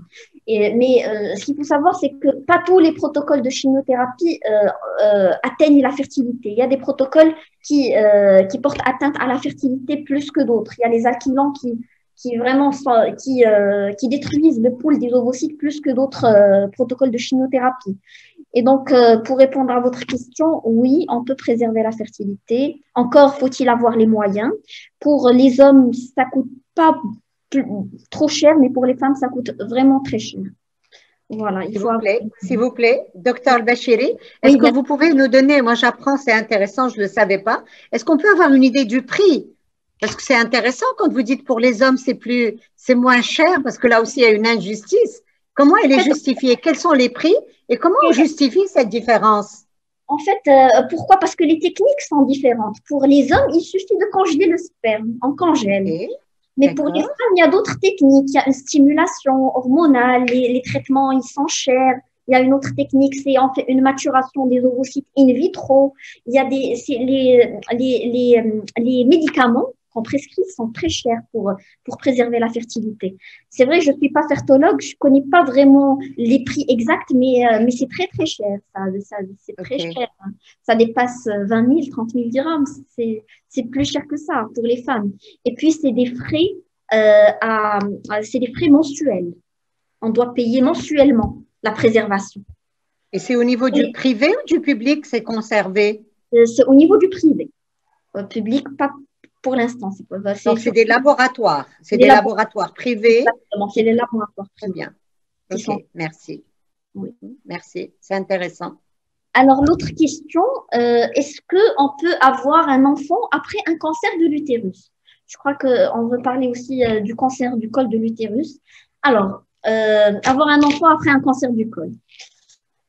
Pour les femmes qui ont fait une hystérectomie, ça veut dire qu'ils ont enlevé l'utérus. Alors, bien sûr, c'est pas possible. On ne peut pas avoir un enfant après avoir enlevé l'utérus. Il y a des techniques il y a des techniques plus développées qui font que les femmes peuvent avoir un enfant après un cancer du col de l'utérus, mais seulement si le cancer il est de petite taille, moins de 2 cm. On peut, au lieu de faire une hystérectomie, on peut faire une trachélectomie élargie. Ça veut dire qu'on peut enlever juste le col et la partie supérieure du vagin avec les ganglions lymphatiques. Et ce qui fait, la patiente, elle peut tomber enceinte, mais il y a le risque de fausse couche. Donc voilà, ça dépend de la technique utilisée. Voilà, j'espère que j'ai répondu à la question. L'autre question, depuis les traitements, alors c'est une question pour Dr Patrick. Depuis les traitements, je ne supporte pas les contacts physiques avec mon mari. Comment lui expliquer sans le rejeter? Pour professeur Soumaïa Naman aussi. Donc, comment expliquer au mari qu'elle ne supporte pas les contacts physiques depuis qu'elle a commencé le traitement? C'est bien ce que vous dites, hein, c'est une question d'explication, de dialogue, d'information, de sensibilisation. Il y a un certain nombre d'éléments qui sont en lien direct avec la réalité à la fois physiologique et anatomique des traitements et plus encore de la maladie cancéreuse en soi. Un certain nombre, par exemple, de femmes qui ont eu des mastectomies ou des tumorectomies du sein, qui vont avoir des difficultés pour se confronter elles-mêmes. Donc, avant même de pouvoir transmettre quelque chose à son époux, c'est d'abord de pouvoir avoir un regard sur soi qui soit apaisé et bienveillant, d'avoir, comme il est dit, un sein à plat, de se retrouver avec une cicatrice, d'avoir une variation importante dans la façon d'être de son équilibre, de ne plus pouvoir se regarder dans la glace, ne plus pouvoir se toucher, ne pas supporter d'abord de se toucher soi-même et ensuite que l'autre vienne vous toucher. Tout ça, c'est des dynamiques qu'on connaît bien, hein, qui d'ailleurs sont des phases très adaptatives parce que de façon, il faut le dire, de façon assez habituelle, toutes les femmes passent par ces éléments de réalité dans le cours de leur rencontre avec la maladie cancéreuse. Et puis après, au fur et à mesure, les choses évoluent parce qu'on se parle, parce qu'on est attentif l'un à l'autre, parce que, comme il a été dit, la question de la tendresse et des caresses devient importante. Et on apprivoise la réalité de ce qui est vécu, des résistances, des peurs, des anxiétés. L'autre accompagne un nouveau regard à l'égard de l'épouse qui a été atteinte, par exemple. Et bien entendu, ces choses-là évoluent avec le temps. Mais ça pose de réels problèmes pour toutes les femmes d'être confrontées à une atteinte de leur corps, de leur schéma corporel, de leur représentation corporelle, et aussi, du coup, cette idée de la honte et de la culpabilité, c'est-à-dire est-ce que je vais continuer à être séduisante? Est-ce qu'on va continuer à me regarder avec des yeux pleins de désir et d'attention? Est-ce que je suis répugnante? Est-ce que je le dégoûte? Est-ce qu'il va partir pour aller voir une autre que moi? Vous voyez des tas de choses comme ça qui nécessitent bien évidemment que le conjoint fasse beaucoup de démarches à l'égard de son épouse, d'attention, de présence, de bienveillance, pour que l'autre comprenne que elle est toujours là, à la fois existante et désirée. Effectivement. Ouais. Je pourrais ajouter également que il y a différentes manières d'approcher le corps d'une femme. C'est sûr que l'homme lui-même doit être dans une certaine compréhension de manière à ne pas être autant exigeant, mais les femmes qui sont par exemple atteintes doivent essayer de ne pas être dans la rupture, dans la finitude. C'est pas évident. Je pense que ça doit être terrible pour une femme, mais au moins essayer de ne pas être dans la rupture, dans la fin d'un processus affectif. Le problème, c'est que est-ce qu'il y a eu déjà ce processus affectif entre l'homme et la femme? Parce que quand il y a eu déjà cet échange d'affection, une entente cordiale au niveau physique, émotionnel, affectif, il n'y a pas une grande rupture. Là où il y a une grande rupture, c'est quand déjà le couple n'est plus dans cet échange d'amitié, dans cet échange de tendresse, d'affection, quand la femme, l'épouse, subit la sexualité et qu'elle ne la partage pas avec l'époux. Et donc, non seulement le mari doit être plus compréhensif, mais la femme aussi devrait pouvoir continuer à faire des efforts pour ne pas couper le lien. Et une femme qui vous dit, est-ce que le contact physique, bon, je ne vais pas vous faire un cours de sexologie pour vous dire qu'il y a plusieurs manières d'avoir un contact physique. Est-ce que c'est seulement pour recevoir et donner de l'affection? Est-ce que c'est un contact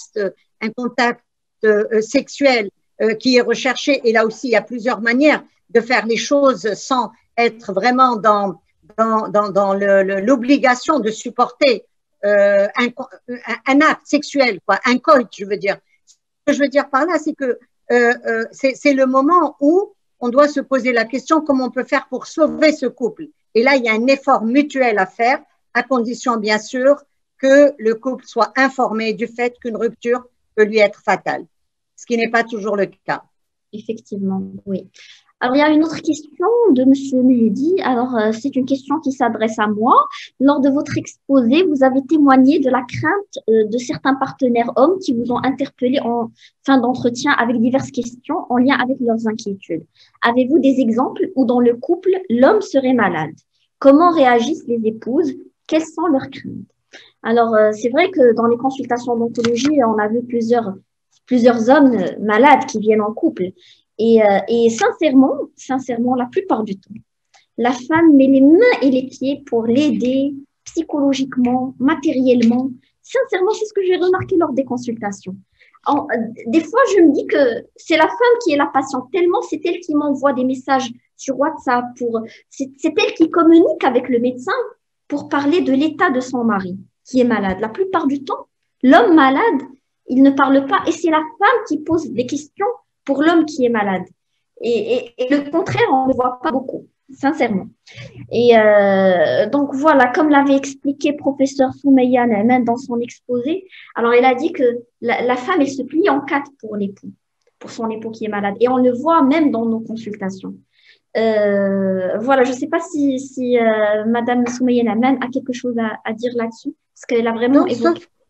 Sauf que, je ne sais pas, je voudrais demander également au docteur Bensoussan, bon, il y a une très grande pudeur, effectivement, de la part des hommes, quel que soit c'est-à-dire que la relation des hommes, en tout cas au Maroc, avec la maladie est totalement différente avec la relation des femmes avec la maladie. Je pense qu'il y a une certaine, d'abord, une pudeur exacerbée chez les hommes, premièrement, et également beaucoup de difficultés à s'exprimer quand il s'agit de parler de soi. Je ne sais pas si c'est en France, vous avez remarqué la même chose. Et souvent, c'est vrai que dans les consultations, et vous n'êtes pas la seule, docteur Bachiré, à le dire, ça va être la femme qui va parler, même quand le mari se présente pour un mal de dents ou alors un mal de ventre. Ça va être la femme qui va s'exprimer beaucoup plus que le mari. Je ne sais pas en France comment ça se passe, docteur Bensoussan. Oui, enfin, l'idée est aussi approximative. Ça témoigne de cette assurance que l'homme est toujours ou souvent la victime taiseuse et collatérale de ce type de pathologie. Là encore, quand vous mettez en place, par exemple, des consultations de psycho-oncologie, en termes statistiques, elles sont beaucoup plus fréquentées par les femmes que par les hommes, qui ont beaucoup plus tendance, mais plus encore de liberté et de facilité à parler, que les hommes qui, eux, sont confrontés à cette réalité qu'il faut être fort, vous savez, et donc quand on est fort, on assume les choses, on vit les conflits et les difficultés, et rien qu'en parler témoignerait de faiblesse, et qu'il y a là une espèce de truc encore très, le légionnaire macho, qui traîne dans toutes les représentations, Donc, la femme est entourée et accompagnée, même quand elle va en chimiothérapie, par exemple. Il y a quelqu'un de sa famille ou des amis, etc. L'homme, il est là tout seul, quoi. Et donc, il y a encore quelque chose de cette représentation qui est vraiment inscrite dans les aspects très socio-culturels depuis la nuit des temps. L'homme, c'est le baroudeur qui doit faire front face à la maladie. Et puis, et la femme, elle va avoir plus de facilité, de liberté pour pouvoir parler de ce qu'elle vit, de ses sentiments, pour pouvoir aller rechercher de l'aide dans des soutiens, des techniques psychocorporelles ou des choses comme ça, alors que les hommes vont être très, très en retrait de toutes ces questions. Regardez la socio-esthétique, la sophrologie, la relaxation, etc. Si vous prenez les statistiques, c'est un nombre particulièrement notable de femmes qui vont bénéficier et très, très peu d'hommes. Donc là, il y a encore tout un travail. Les groupes de parole, c'est la même chose. C'est 80-85% des femmes qui y participent. Donc là, il y a encore, et même dans nos sociétés très occidentales, tout un travail à faire pour mobiliser ce côté de l'invisibilité des hommes dans ce type de questions. Donc, dans toutes les sociétés, l'homme reste victime du mythe de la virilité. Oui, oui, le macho de service, quoi. Une autre question pour Dr Patrick. Comment faire face devant une rechute de point de vue psychologique? Ben, c'est compliqué, hein. Je ne sais pas si on fait face. Vous savez, quand on rencontre la maladie cancéreuse pour la première fois, on se dit, ben voilà, on peut imaginer ça comme on veut, c'est un coup du sort, du destin, de la nature, de Dieu, bon, toutes les modalités, mais on se dit, ben, c'est une épreuve de notre vie et on va faire en sorte de pouvoir la dépasser. Et donc, on reprend toutes ces modalités qui sont classiques du combat contre la maladie. On va se battre, on va trouver des forces. C'est pas ce cancer sournois qui va nous avoir, etc. Et bien entendu, il y a toute la constellation familiale, les amis, les collègues, tout le monde est là pour vous porter vers cette victoire finale qui est censée être la vôtre, vaincre le cancer. Hein. Nous, moi, je travaille dans un centre de lutte contre le cancer, donc on voit que le côté belliqueux de la chose est particulièrement notable. Et puis, à côté de ça, donc, vous allez être soigné, vous allez être en rémission, vous allez être guéri, et à un moment donné, la maladie réapparaît. Et là, c'est très, très, très difficile parce que là encore, dans les représentations socioculturelles, immanquablement, la première pensée qui vient, c'est on n'a pas réussi à terrasser la bête, quoi. C'est-à-dire que on n'est pas bon dans cette histoire-là. Presque, on y est pour quelque chose. On ne s'est pas bien battu. On n'a pas utilisé les bonnes armes et la culpabilité est majeure dans ces questions. C'est-à-dire que le sujet qui est en situation de récidive vit la nouvelle maladie cancéreuse vraiment comme une espèce de punition de ne pas avoir réussi à vaincre sa première maladie.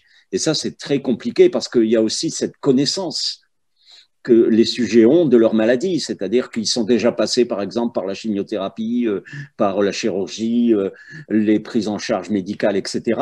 Donc, ça a un impact majeur, c'est-à-dire que vous n'arrivez pas innocent dans la rencontre avec la maladie. Tout à coup, vous savez que vous allez devoir passer des heures à attendre, être piqué, avoir tel type de traitement, etc. Et l'idée très biblique de « aux innocents les mains pleines », parfois, c'est actif, hein. Quand vous ne savez pas trop où vous allez, même si vous êtes informé et averti, vous vivez émotionnellement les choses moins difficilement que si vous avez eu déjà des expériences, et en particulier si elles ont été difficiles et douloureuses. Donc, il y a là quelque chose de l'ordre de la répétition de quelque chose, c'est à la fois, donc on s'est raté pour la première fois et on sait en gros ce qui s'est passé, on a peur pour la deuxième fois, quoi. Et bien entendu, là encore, les représentations totales, jamais 203. Donc, quand vous avez une récidive, la première chose qui vient comme pensée à l'ensemble des malades, c'est cette idée que si je l'ai re-eu une autre fois, je peux bien l'avoir une troisième fois ou je peux bien rater ma guérison, etc. Donc, c'est vraiment l'annonce de la récidive ou de la métastase ou en tout cas de la reprise de la maladie, c'est vraiment un mauvais moment à passer. Exactement, parce que les patients vivent toujours dans la crainte de la récidive. Tout le temps. Même s'il n'y a pas vraiment de récidive, ils sont toujours dans la hantise de la récidive. Ouais. Une autre question, que pensez-vous du fait que les cliniques d'oncologie n'ont toujours pas mis en place un soutien psychologique officiellement au sein de la prise en charge du patient? Alors, ce que je pense en tant qu'oncologue, c'est ce que j'ai dit tout à l'heure, c'est qu'il faut inciter les oncologues à la prescription des soins de support. Parce que les soins de support, ils font partie intégrante de la prise en charge globale du patient. Et donc, mettre une unité de soins de support dans la clinique, c'est très, très souhaitable. Et malheureusement, il n'y en a pas. Pas toutes les cliniques au Maroc ont une unité de soutien psychologique. Des fois, on n'a même pas un psychologue qui est au sein de la clinique. Il n'y a pas de psychologue. On est juste en train de traiter la maladie de cancer, mais on ne voit pas les autres aspects psychologiques, sociaux du malade. Et donc, je trouve que c'est une nécessité d'avoir une unité psychologique dans les cliniques. Et il faut que tous les oncologues et tous les professionnels de santé prescrivent, même sur leur ordonnance, les soins de support et montrer les associations qui sont présentes au Maroc, leur donner des coordonnées d'associations. Je trouve que c'est très important pour les patients. C'est très, très important. Il y a des patients qui, complètement, leur regard du cancer a changé, leur vision du cancer, elle a changé en côtoyant des associations qui les ont aidés à mieux affronter la maladie. Moi, je trouve que c'est très important, comme a dit aussi professeur Soumeya Naman, quand on est bien, quand on est de bonne humeur, le système immunitaire fait bien son travail. Et donc, le fait de booster le système immunitaire, ça permet de mieux se défendre contre la maladie. Il y a actuellement les médicaments de cancérologie, c'est l'immunothérapie. L'immunothérapie, c'est des médicaments qui boostent le système immunitaire à tuer, à détruire lui-même les cellules cancéreuses.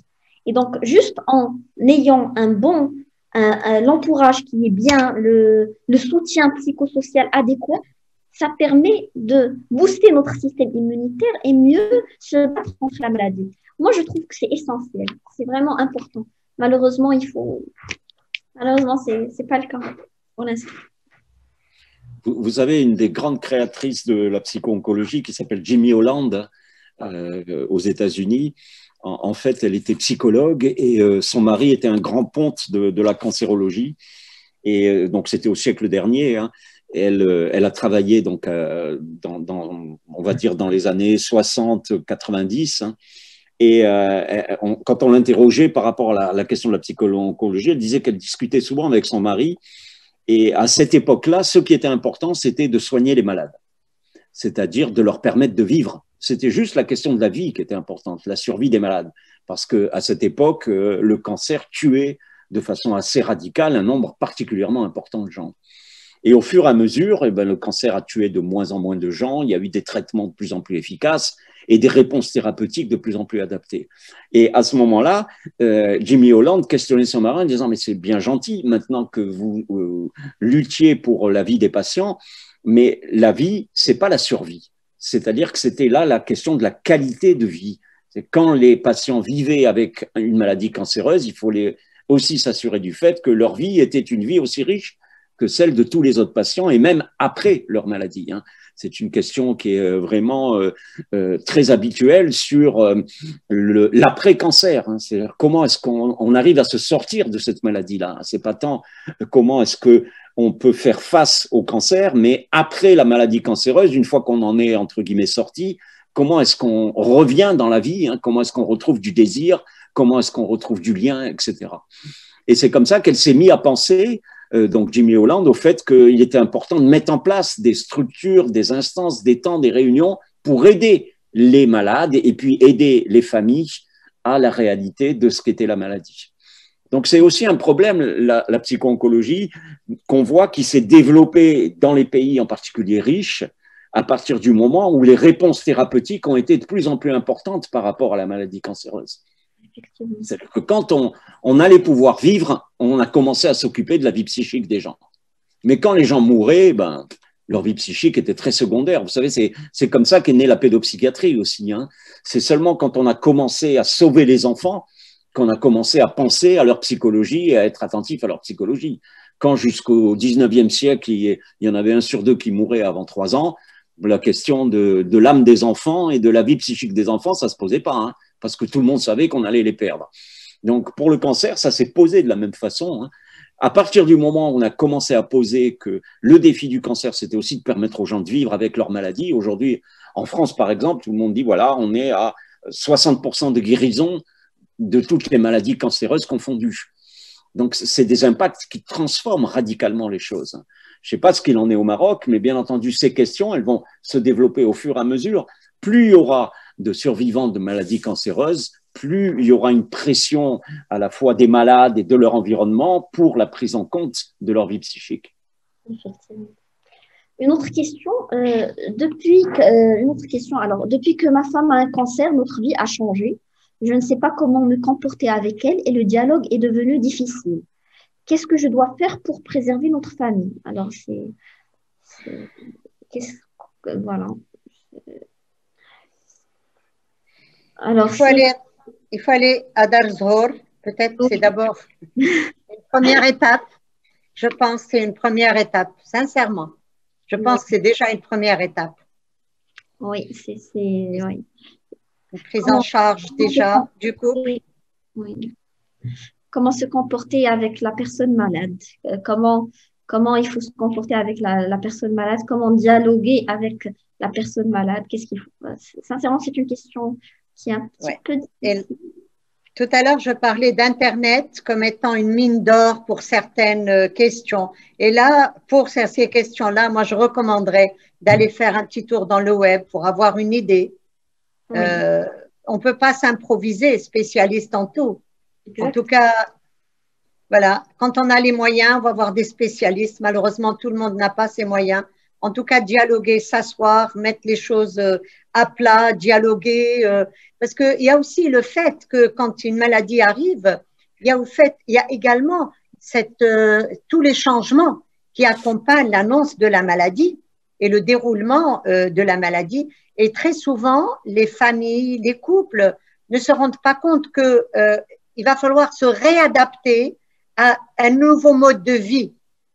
Alors, les gens subissent, c'est ça. On a tendance les gens subissent, les couples subissent sans marquer d'arrêt, sans essayer de faire le bilan au moins des changements. Et le moindre petit changement qui peut passer sans faire de dégâts devient dans ce cas-là un grand problème qui peut créer beaucoup de conflits, mettre de la pression, etc. Mais en tout cas, c'est des changements. Et quand on passe d'un mode de vie à un autre, il y a une période de transition qui est celle de l'adaptation au changement. Et le dialogue, la prise en charge, l'encadrement se passe surtout à ce niveau-là. Si on rate ce niveau, on a raté. Si on rate ce cap, on a raté le reste. Hein? Puis s'asseoir pour dialoguer avec ses enfants, avec l'époux, l'épouse, faire un petit bilan, qu'est-ce qui risque de changer, essayer d'avoir une vision dans le moyen terme. Bon, dans le long terme, c'est difficile, mais déjà au moins une vision dans le moyen terme pour au moins voir clair dans tous les changements. En tout cas, essayer de prévoir les changements. Sinon, on va les subir et là, ça devient désastreux. Et encore une fois, je dis, nos couples ne dialoguent pas, même au niveau de la famille.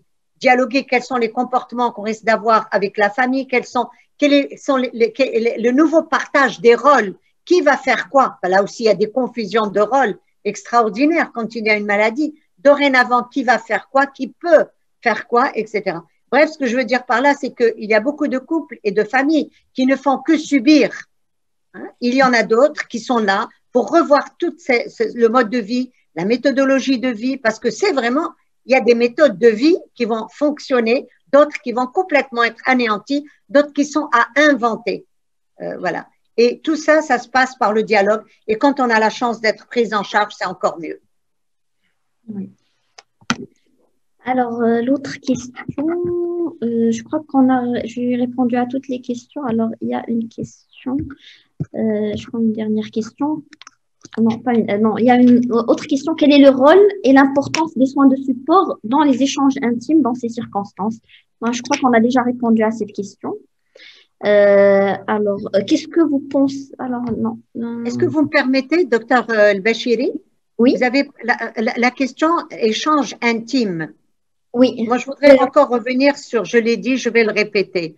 Le contact physique compte énormément, énormément, énormément. Si dans ce cas-là, il n'y a plus de possibilité d'avoir une sexualité, il y a d'autres possibilités d'échanger de l'affection, de la tendresse et d'autres possibilités d'arriver, je vais dire les choses comme elles sont, à un orgasme sans passer par la méthode habituelle, classique.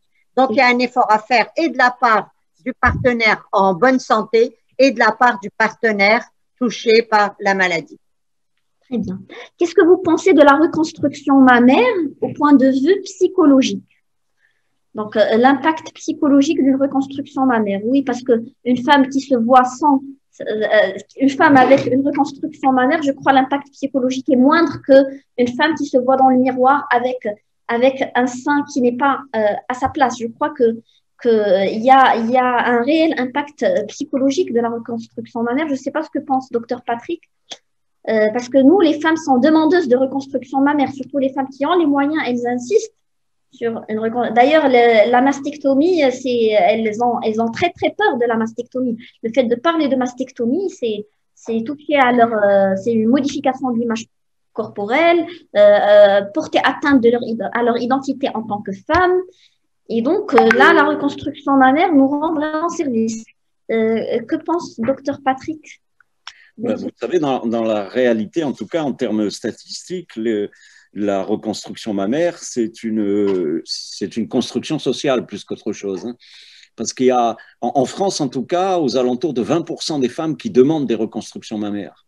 Et il faut garder toujours cette idée que le cancer touche, je parlais de cette moyenne autour de 63 ans, hein, donc des femmes qui sont quand même un petit peu âgées et qui ont un rapport à leur corps, à la question de la féminité, à la question du regard de l'autre qui est différent. Et que cette question, bien entendu, elle va se poser de façon très, très radicale quand ce sont des jeunes femmes qui ont des cancers du sein, mais beaucoup moins radicalement quand elles sont plus âgées, où elles vivent là quelque chose de ce fait que, en gros, c'est ce qu'on entend, ce qu'elles disent, maintenant, elles n'en ont plus besoin.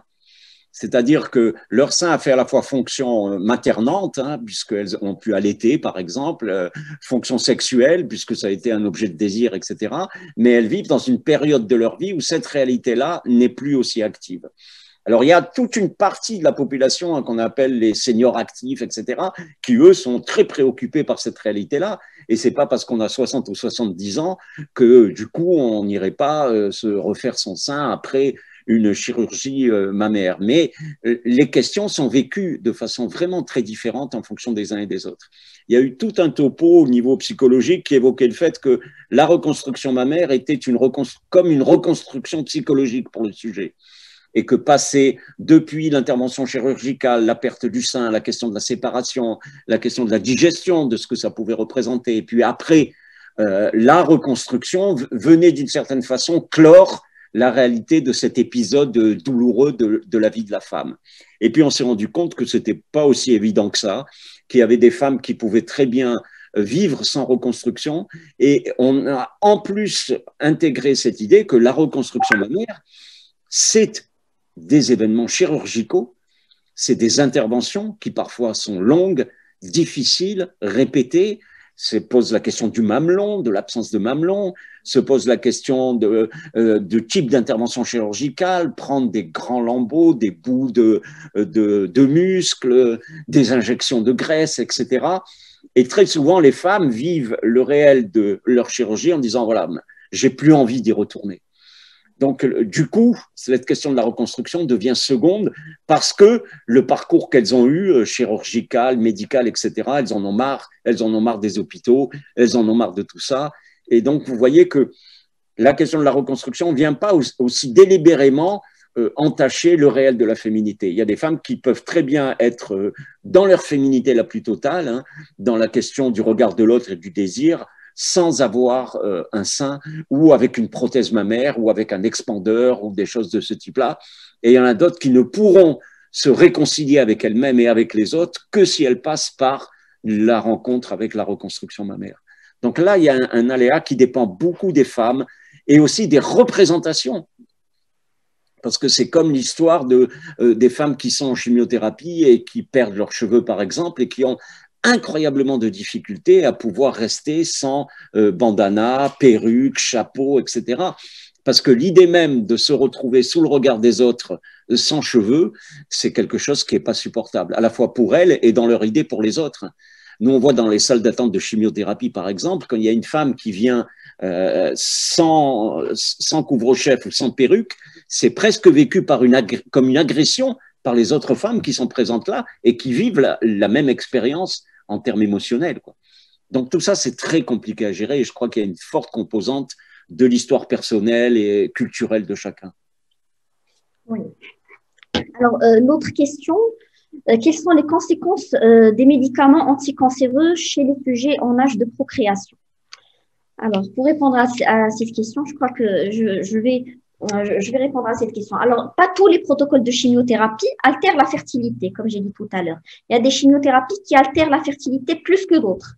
Et donc, là, le médecin, il est obligé d'en parler aux patients. C'est médico-légal. Il y a aussi la conséquence des médicaments sur la fertilité, mais aussi sur le plan de la sexualité. La chimiothérapie, elle peut entraîner une baisse de la libido, elle peut entraîner des troubles de désir, elle peut entraîner des perturbations des rapports dans certaines situations. Alors tout ça, il faut sensibiliser les patients sur ces effets secondaires parce qu'ils sont présents chez la majorité des patients en cours de chimiothérapie. Et sur le plan fertilité, alors ce que je voulais rajouter tout à l'heure, je ne l'ai pas rajouté pour les patientes qui ont un protocole qui altère fortement la fertilité et qui n'ont pas les moyens ils n'ont pas les moyens pour la cryopréservation des ovocytes. Des fois, on peut leur proposer des injections qui vont bloquer les ovocytes en phase de croissance, qui vont bloquer les ovocytes pour qu'ils ne soient pas altérés par la chimiothérapie. Mais ce n'est pas aussi efficace que la cryopréservation des ovocytes. Donc voilà, pour répondre à la question, les conséquences sur la sexualité, sur la fertilité, sur le plan psychique. Voilà, j'espère que j'ai répondu. L'autre question.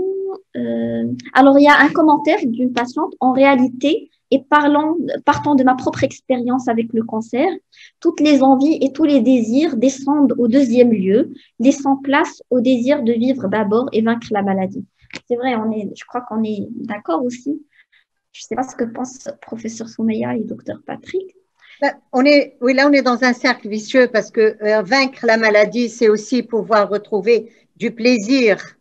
C'est aussi pouvoir vaincre cette angoisse aussi. C'est aussi s'accrocher à la vie, c'est croire à la vie. C'est aussi bénéficier de support social. C'est aussi avoir un partenaire attentionné qui vous donne de l'affection, du plaisir. Donc, tout ça, c'est facile de parler quand on n'est pas impliqué, je comprends parfaitement, mais je crois que c'est un tout et il y a un effort, je le répète encore, il y a un effort à faire pour essayer de conserver au moins un minimum au niveau de la courbe du moral. Et la preuve, c'est qu'on voit des personnes, on peut prendre 2 personnes qui sont atteintes au même degré et vous allez en voir une qui va continuer et l'autre qui va être, comme je l'ai dit, dans la finitude, dans la rupture. Voyez. Et moi, c'est ce que je dis. Bon, autour de moi, je dis Barakarir hem wahed. Bon, tu as un problème, très bien, laisse-le. Maintenant, essaye d'avoir du plaisir autour. Tu ne peux pas avoir une maladie qui va t'indisposer pendant un moment, en tout cas, j'espère, pour que tu retrouves après ta santé, ta joie de vivre, mais essaye autour de ça de ne pas ajouter d'autres sources d'angoisse, d'autres malheurs, parce que de toute manière, c'est trop fort pour qu'une personne puisse supporter tout ce poids, elle, son couple et sa famille. Effectivement. Dernière question, alors c'est la dernière. Sur cette question de fertilité, qu'en est-il de la perspective sur un niveau psycho-affectif? Alors là, on va parler du niveau psychologique, de la responsabilité d'avoir un enfant. Responsabilité d'avoir un enfant quand l'issue du traitement du cancer est incertaine. Qu'est-ce qui doit être dit entre les 2 conjoints? Alors, c'est la grande question des femmes. Ouais. C'est cette idée que obligées d'avoir un enfant. C'est une obligation pour les femmes. Sinon, ça dépend aussi, là encore, beaucoup de l'âge. Hein, on y revient. C'est-à-dire que ce genre de questions, c'est des questions que peuvent se poser des femmes qui sont en âge de procréer. Oui. Et là, la radicalité de la maladie cancéreuse, c'est ça, c'est de rompre la chaîne de la vie, c'est-à-dire d'empêcher par exemple, les chimiothérapies, hein, qui induisent une stérilité, de plus avoir d'enfants. Et ça, et on le constate de façon très, très habituelle, particulièrement difficile pour les femmes, de pouvoir se penser qu'elles ne vont pas s'inscrire dans une histoire de procréation. Ce qui fait qu'avant qu'il y ait un certain nombre de techniques qui soient mises en place, hein, au niveau de la préservation de la fertilité, il y avait des démarches où les femmes allaient à l'étranger pour essayer de trouver des centres qui allaient leur permettre de pouvoir congeler leurs ovocytes, faire des prélèvements, mais même des prélèvements de tissus utérins qui allaient pouvoir plus tard intervenir dans des phénomènes de germination, enfin des choses très compliquées. Donc, le seul projet, c'était il faut tout faire pour que je puisse avoir un enfant, même quand on disait après la maladie, au moins pendant 5 ans, puisque c'était ce qui revenait tout le temps, cette histoire des 5 ans, il faut ne pas penser avoir d'enfant. Peut-être après, c'est quelque chose qui peut être pensable, mais les questions, c'était toujours, et on les a évoquées, la question de la récidive potentielle, etc. Donc, c'est un truc complètement improbable, mais en tout cas, la maladie cancéreuse, dans son atteinte sur la stérilité, chez les femmes jeunes, ça pose immanquablement ce problème de est-ce que je vais pouvoir avoir un enfant et est-ce que je vais être en situation de pouvoir élever cet enfant. Et ça, c'est vraiment des questions qui sont systématiques dans la rencontre avec la maladie cancéreuse, je le répète, hein, chez la femme jeune. Très bien. Alors, je crois qu'avant de conclure, je dois répondre quand même à une dernière question posée par une dame. Est-ce que la durée du traitement hormonal est de 5 ans ou plus? Alors, pour répondre brièvement à cette question, pour les patientes atteintes d'un cancer du sein hormonosensible, qui ont une maladie localisée, qui n'est pas disséminée, le traitement hormonal, il est de 5 ans et peut même être prolongé jusqu'à 10 ans. Dans certaines situations. Pour les patientes qui ont un cancer du sein qui est déjà en phase très avancée, alors le traitement hormonal se donne jusqu'à progression ou toxicité. Jusqu'à progression de la maladie, on doit changer. On donne le traitement hormonal pendant une période et puis dès qu'on remarque que la maladie elle progresse, on change soit vers une chimio, soit vers une immunothérapie, soit vers des thérapies ciblées. Voilà, j'espère que j'ai répondu à la question. Et donc, je remercie beaucoup professeur Soumeya Melksous. Je remercie docteur Patrick Bensoussen pour les échanges très, très constructifs. Et merci beaucoup à madame Myriam Seri de nous avoir permis de parler et de débattre autour d'un sujet qui est très, très intéressant et très pertinent. Et voilà, j'espère qu'on a répondu à toutes les questions qui sont posées. Alors, je vais peut-être dire juste un petit mot pour terminer ce webinaire. D'abord, vous remercier Soumeya Mengesous, Patrick Bensoussan et Myriam El-Bachiri pour vos interventions qui ont beaucoup résonné dans ce que vous avez dit. J'ai beaucoup noté, en fait, c'est vrai, c'est pas le couple face au cancer, finalement, c'est une évidence, c'est le cancer qui s'immisce dans cette vie de couple et des familles.